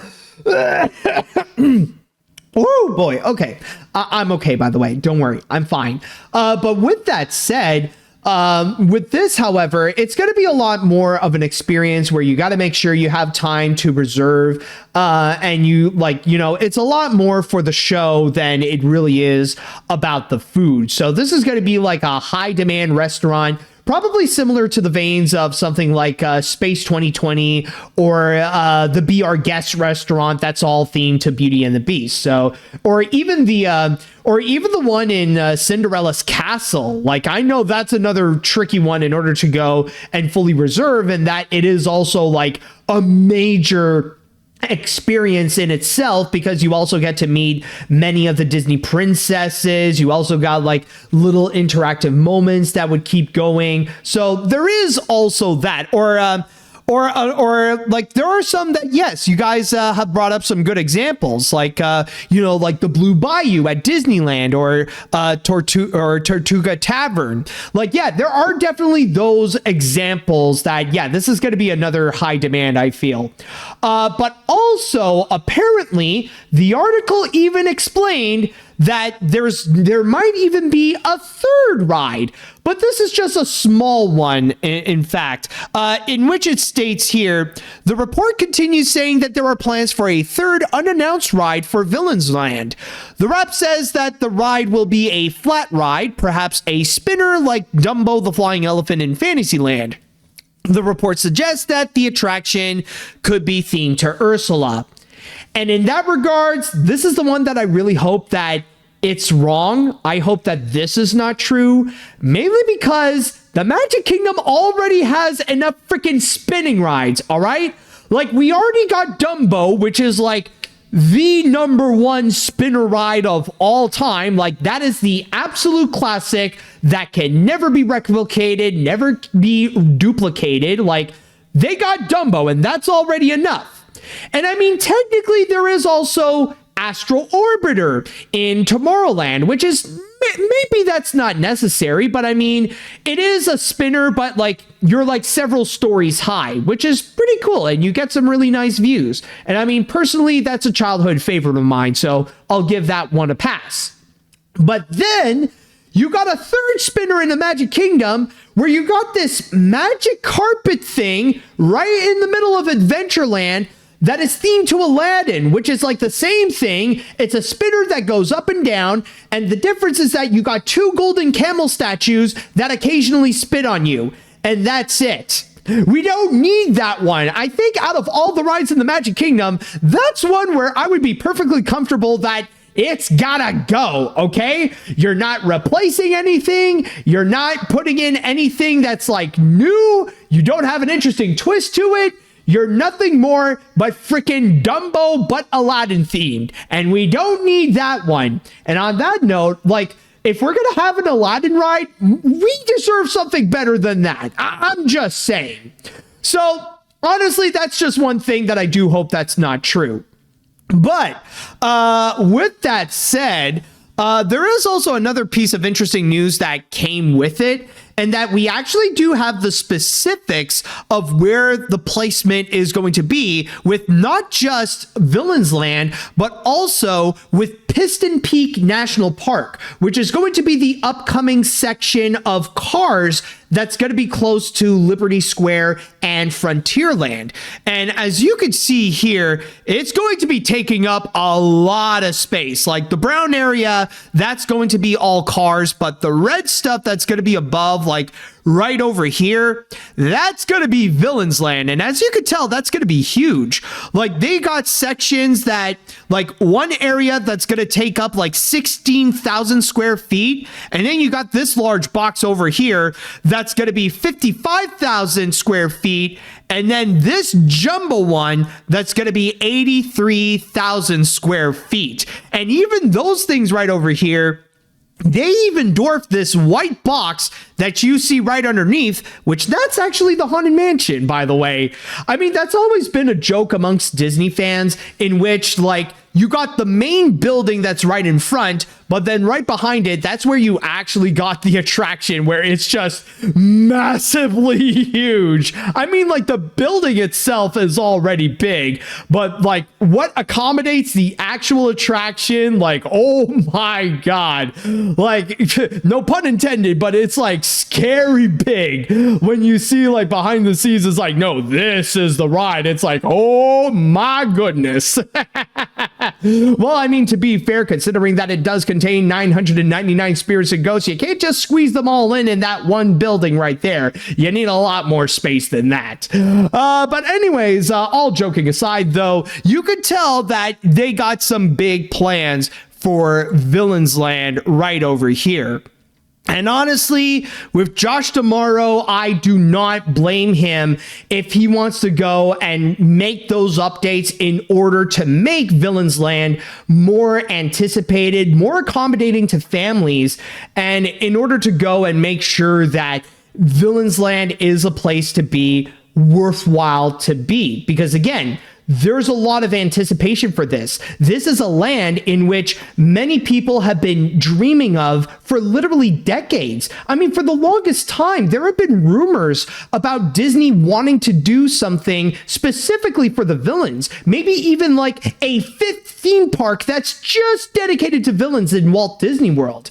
But then over time, well, it was just a dream. It was just a fantasy. But then Disney revealed not long ago that they are indeed doing Villains Land at the Magic Kingdom. In fact, even with my family, like when we would talk about when would it be possibly our next trip to Disney, they've always mentioned that they are so far waiting until Villains Land officially opens, whenever that may be. Maybe it could be later on, like in 2029 or 2030 or something like that.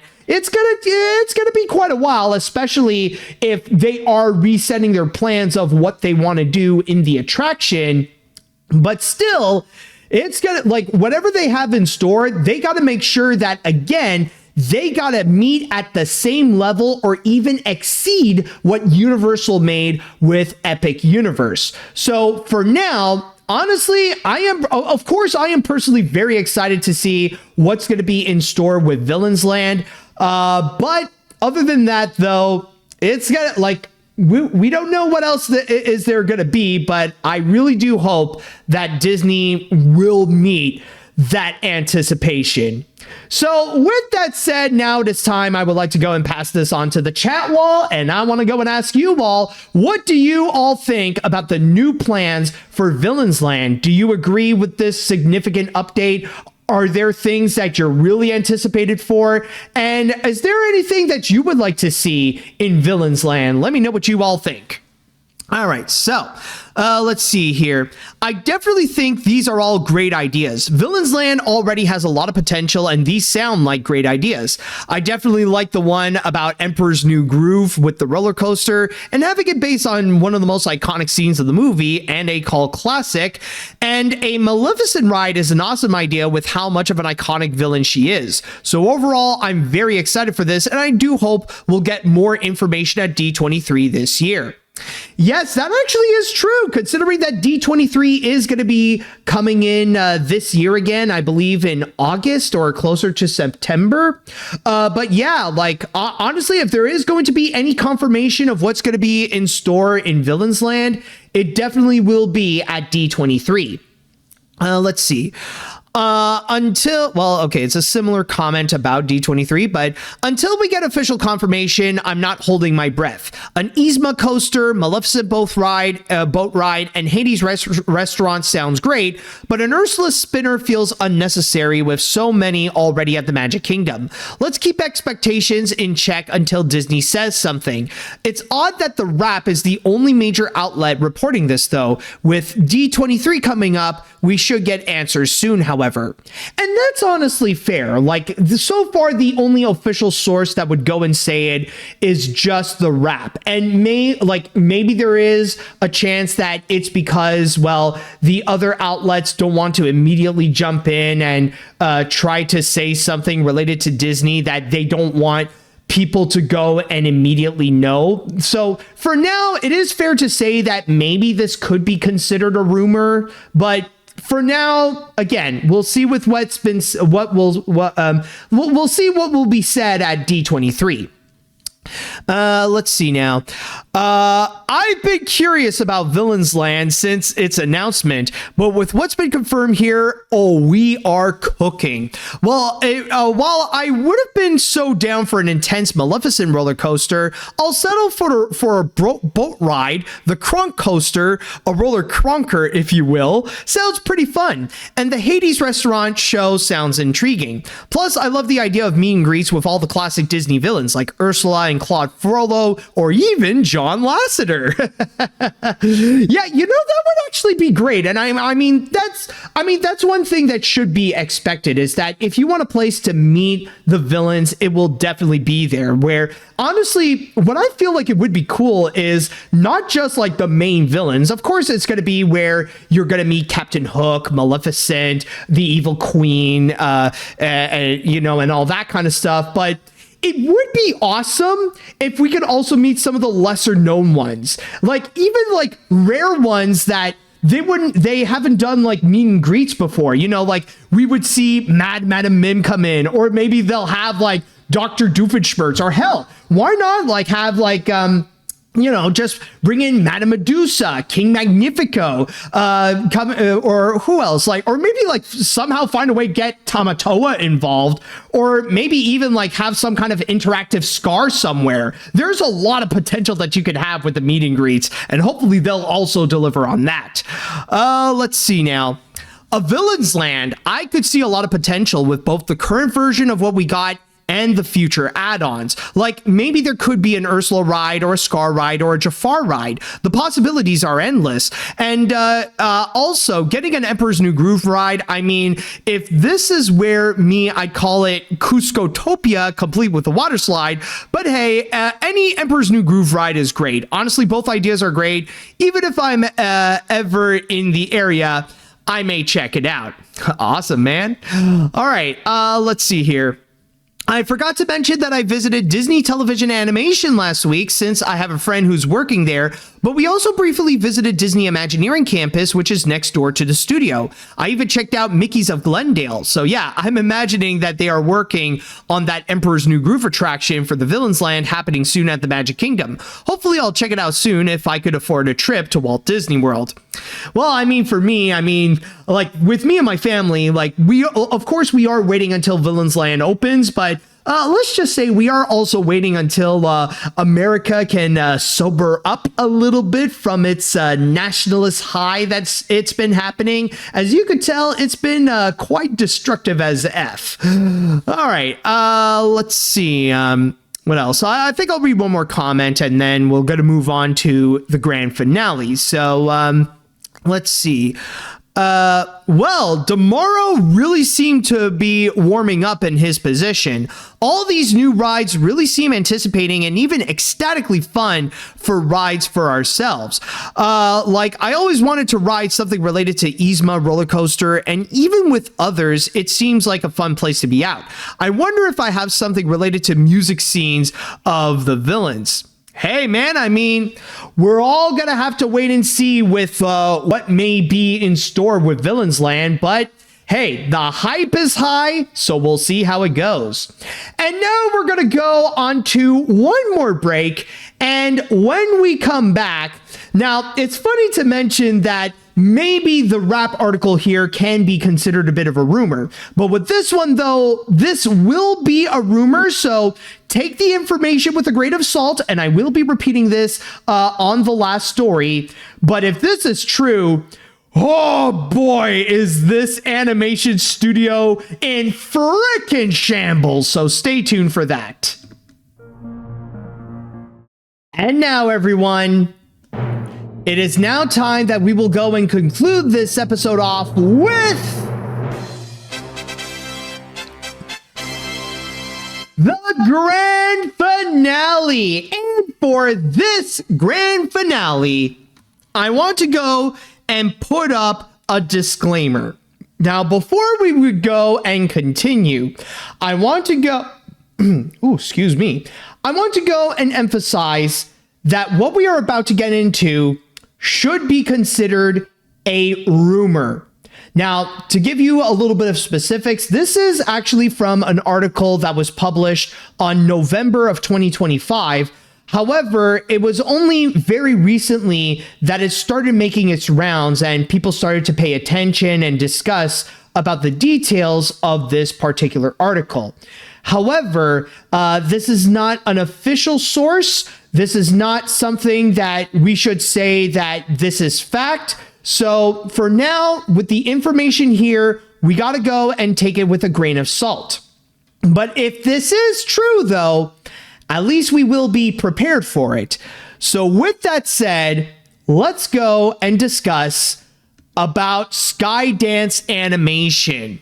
So this article here, in which they call themselves the Raging Hornet, expressed that apparently they talked with some anonymous people connected to Skydance Animation, in which they revealed that the management at the studio has been nothing but a disaster. And the main source of where things are going absolutely wrong is because of John Lasseter's leadership. And they even listed down the things that has been going absolutely terrible at the studio. Like, first and foremost, I'm going to go into one after another on the things that they have discussed and that they have allegedly revealed. The first thing is in regards to the title switch of their next animated feature, in which originally it was called Puku, but now it is called Swapped, in which it says right over here, our sources indicate that the studio's next project, originally called Puku, faced a near-death experience thanks to Netflix's Trigger Finger. After Spellbound's lukewarm reception, the streamer reportedly threatened to make the movie a tax write-off. To escape this predicament, a last-minute title change occurred, renaming it to Swapped. Multiple insiders say the new name was dedicated only mere days days before the public announcement. Following a year-long tug-of-war between Lasseter and Netflix, while the studio's line is that the new title better reflects the story's theme, our sources hint that the move was more about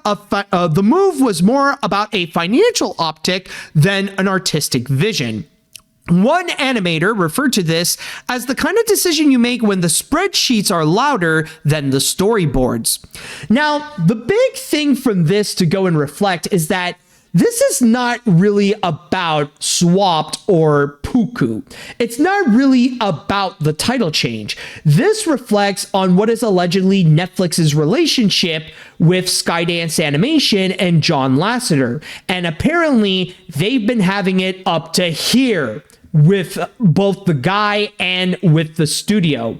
And the thing is that right now they did sign a multi-year deal, and maybe there's a chance they decided that maybe they're going to break in and just completely separate from Skydance Animation, depending how things are actually going in the studio. But this one here reflects that allegedly, things are not good between the two. And if Skydance Animation loses, if they end up losing Netflix as their home, then that could be serious bad news for the studio, especially if Paramount right now is in the process of owning Warner Brothers, and it might be considered maybe Paramount is gonna think that Skydance Animation might be unnecessary if they get dropped off.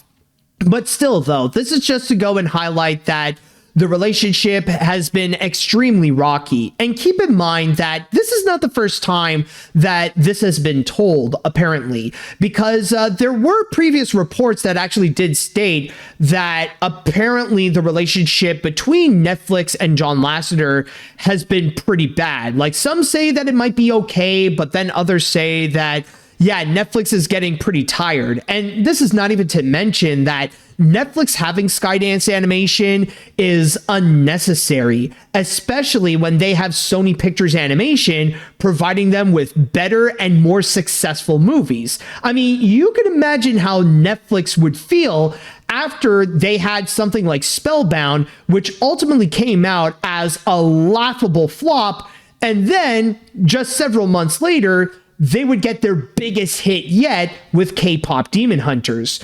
So in that regards, it wouldn't be surprising if Netflix would completely drop Skydance Animation to further collaborate with Sony Pictures Animation. So there is that factor. Again, it's all allegedly, but there is a lot of credibility to it.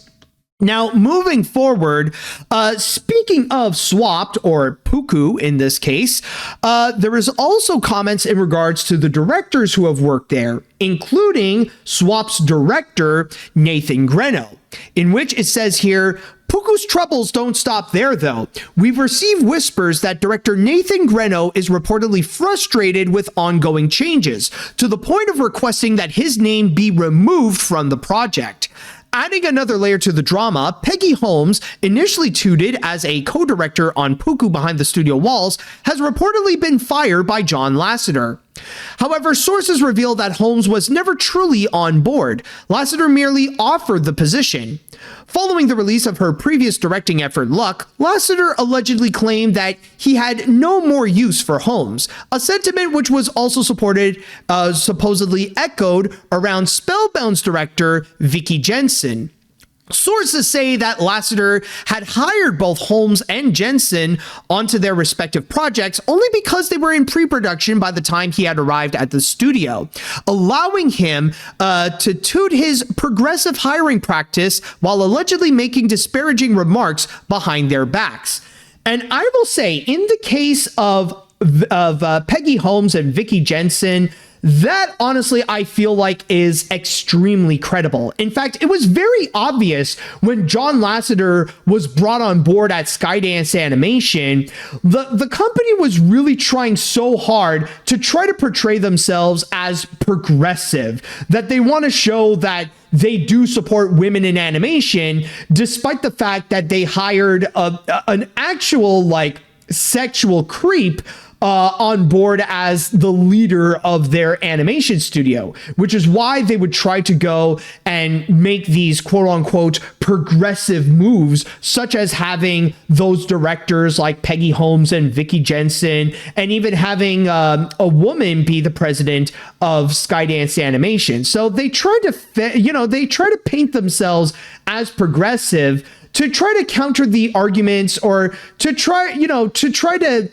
make people forget about the controversy with John Lasseter and his long history of the way that he's been treating women in a very perverted and misogynistic way back when he was still at Disney and Pixar. So in terms of that, I do feel like it is pretty credible. But when it comes to Nathan Greno, however, I feel like this is going to be a big test when it comes to the credibility of this entire article right over here. And honestly, it shouldn't be long now until we get like some kind of update in regards to Swapped or Puku or however they want to call it. Because if it really is true, then we should be seeing it in the marketing. And I'll say this now. This article is a lot more credible if they don't advertise in the trailer of Swapped that this is from the director of Tangled. Because already with Nathan Greno's name, they got a lot of mileage that they could do in order to promote this feature and have that connection to Tangled so that they could present this movie. And if that doesn't come up and they keep doing that stupid shenanigans of trying to say that this is from John Lasseter, then yeah, maybe there might be some truth to it. Or worse, if it really is the case that they would go, if we get the movie and there's no credits where they would say this is directed by someone, very similar to what has happened with Wonder Park, then yeah, maybe there is some truth to it and Skydance is in serious trouble. But again, that's going to be for later, and we will see if there is some truth to this article if we don't see Nathan Greno be promoted in this or if he's attached to it. All right, so with that said, there is also another director worth talking about, and that allegedly he's also pretty fed up with what's happening at the studio, and that is none other than Brad Bird. Yes, they also commented on the situation with Brad Bird and his upcoming feature, Ray Gun, in which it says here, Brad Bird, a legendary name in animation, is reportedly also seeking to distance himself from his long gestating sci-fi noir, Ray Gun, a project which appears to be spiraling out of control. A script from the film, dating back to 1996, is readily available on the Internet Archives for those curious about its original vision. Our sources suggest that Lasseter has transformed Ray Gun into Cars 2 with funky mode, hinting at potential racist undertones reminiscent of the widely criticized Lemons in Cars 2. One veteran summed up the studio's mood bluntly. Every film here feels like it's being built on top of the last one's ashes. And if not those ashes, then the ones that were left behind from John's tenure at Pixar. So yeah, it's been so bad that even Brad Bird, whom previously has been a longtime defender of John Lasseter, is starting to be pretty tired of the whole situation. And if this is true, this is probably the most damning that the article would go and suggest, because out of all the projects at Skydance Animation, Ray Gun is the most anticipated because of Brad Bird's involvement. And if this is true, then I honestly feel like it really does explain why Brad Bird went back to Pixar. Why is it that Brad Bird decided to go back to that studio in order to go and write and produce Incredibles 3? So there could be some legitimacy. It's like, it's one of those cases that we don't know if this really is true or not. But if so, then it does answer a lot of questions to what Brad Bird has done and why he decided to go back to Pixar, even if John Lasseter is no longer there. So It does highlight something that could be quite serious. But then there is the final thing that this mentioned, and maybe this is not the worst, but this is certainly the weirdest one that it revealed. So brace yourselves for this, in which it states, the most disturbing revelation, which in my opinion, not really, comes from a drunken rant by John Lasseter himself. Sources claim that Lasseter admitted to gooning to some of the studio's female characters and commissioning artists to create hot versions of them. Let's not forget, we're talking about a 68-year-old man unironically using the term goon. This raises questions about the work environment at Skydance and the ethical implications of Lasseter's behavior. Whether the studio's creative swarm can be stabilized or simply devour itself remains to be seen. For now, the only thing certain is the buzz loud, relentless, and impossible to ignore. Okay, now, before I go and continue, I just want to go and state right now, I know that this is not the worst thing that John Lasseter has done. His treatment to women and his years of sexual misconduct, we can all agree, is definitely a lot worse. And I'll even add that animation studios where they would make naughty, not safe for work versions of the characters that they would go and create, that is a lot more common than you may think. Like, think of any animated feature out there, any of the popular ones, regardless if it's Shrek or K-pop Demon Hunters or Hotel Transylvania, or even something from Disney, like, like with Moana or Frozen or Wish or anything like that. There is a very good chance that animators have actually made not safe for work art based on those characters just for their own little enjoyment. So that is definitely very common. And one more thing I want to add is that there is nothing wrong with doing asking people to do commissions for not safe for work art.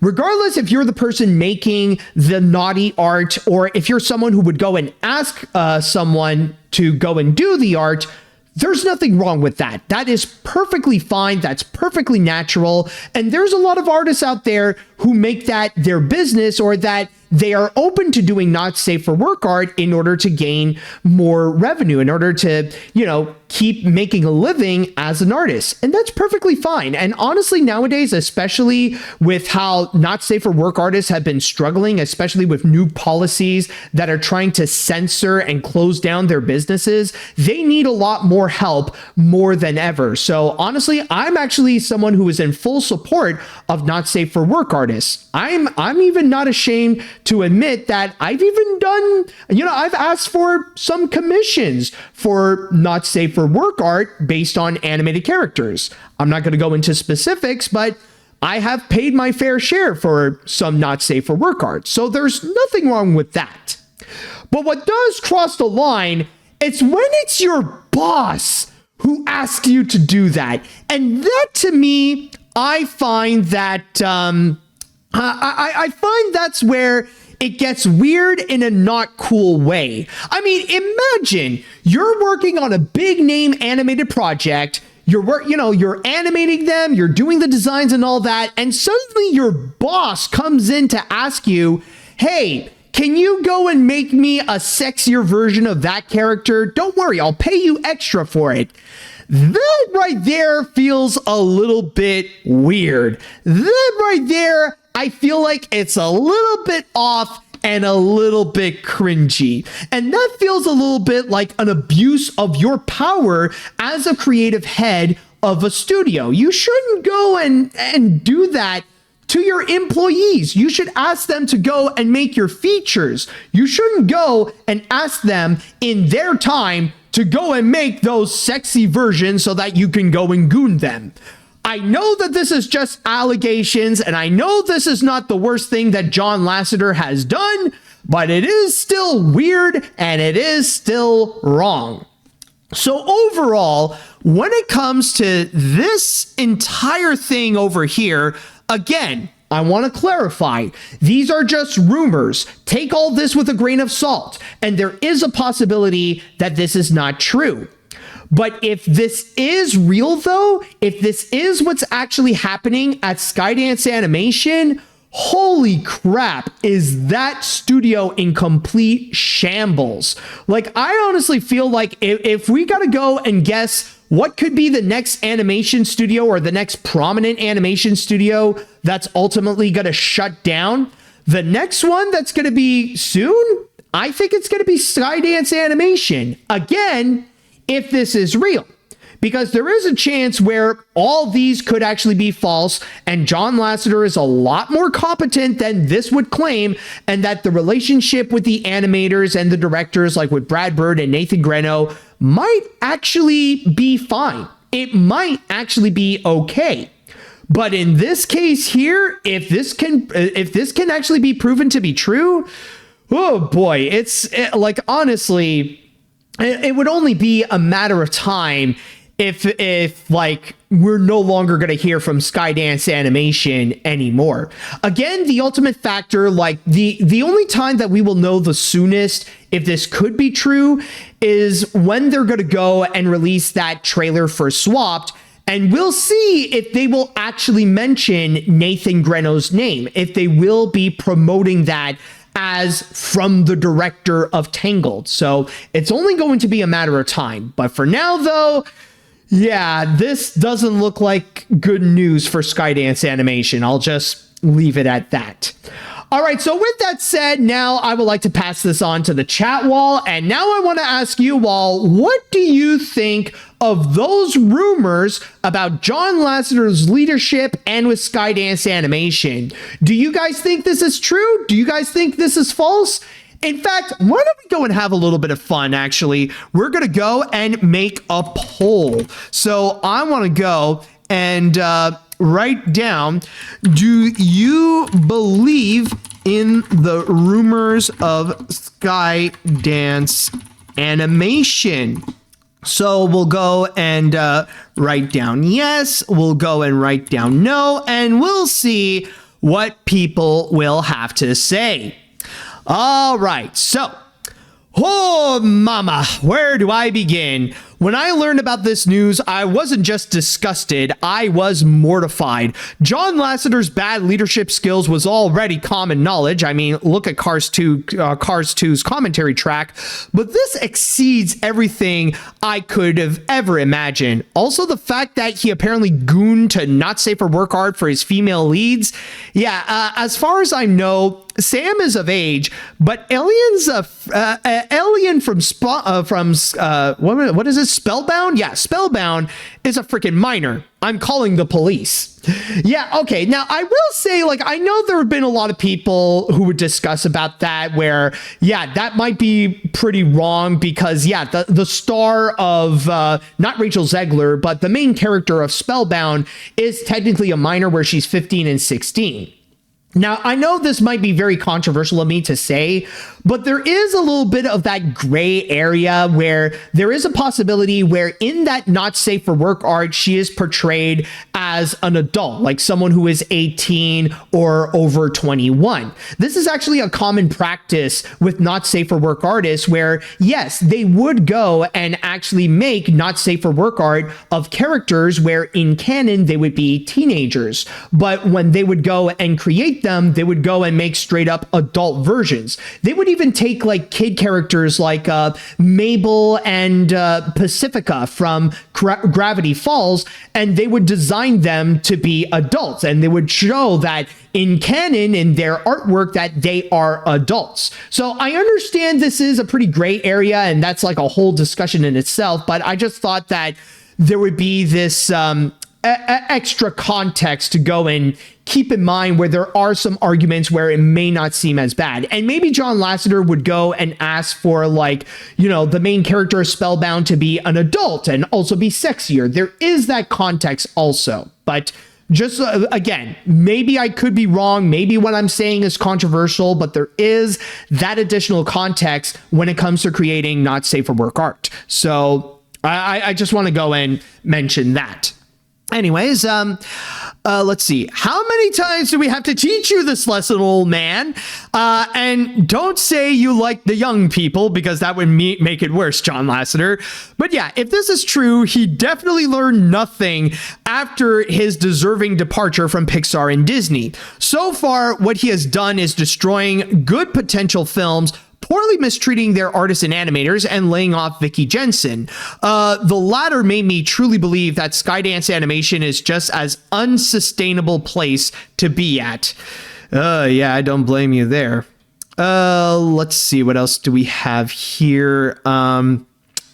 Oh dear, oh dear. Oh, actually, before that, I just want to have a confirmation that apparently, according to the poll, apparently the majority of you have actually believed this article. You guys think it might be true, in which 90% of you have said that yes, you do believe that the rumors may be true, while only 10% of you who have voted have actually said no. So interesting results.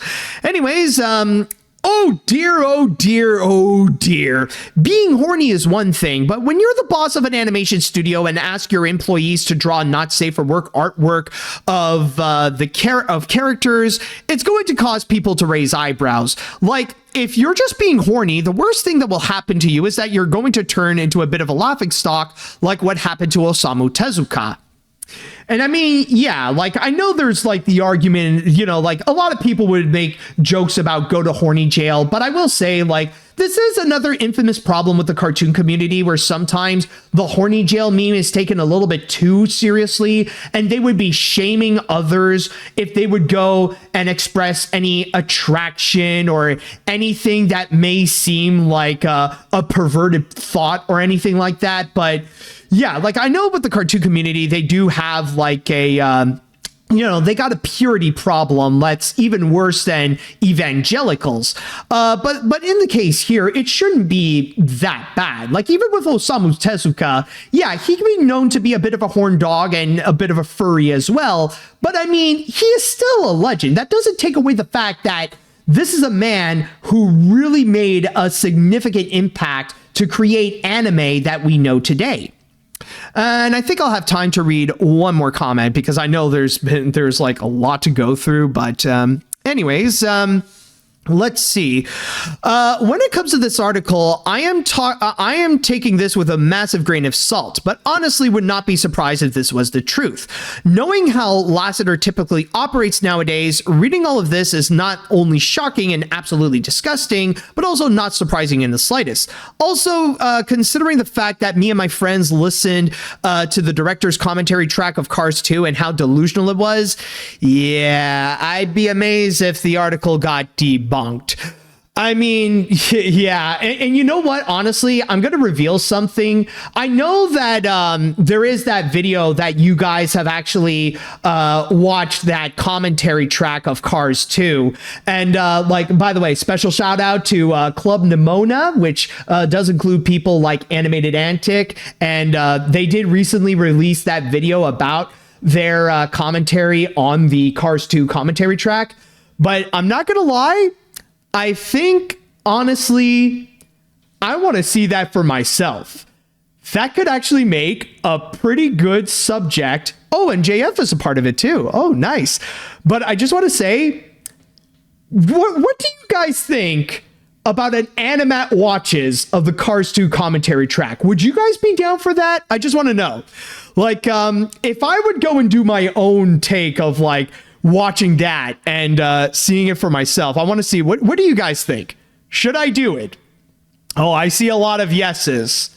Okay, oh my god, it's almost unanimous with only one saying meh.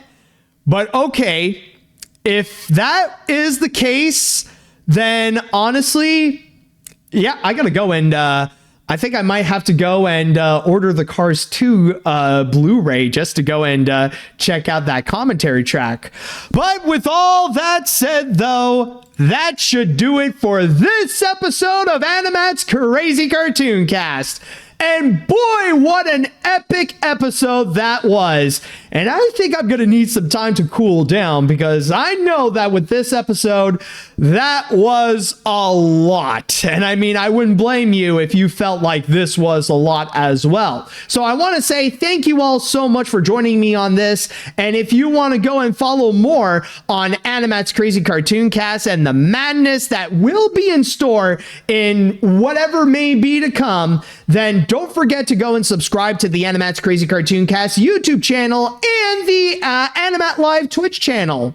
At the same time, if you guys are listening to this in whatever podcast service you're listening to, rather it be on Spotify, Amazon, Apple, or whatever, don't forget to follow me there too. And with that said, I would like to say thank you all so much for listening. Thank you all so much for watching. And until next time, see you later, dudes.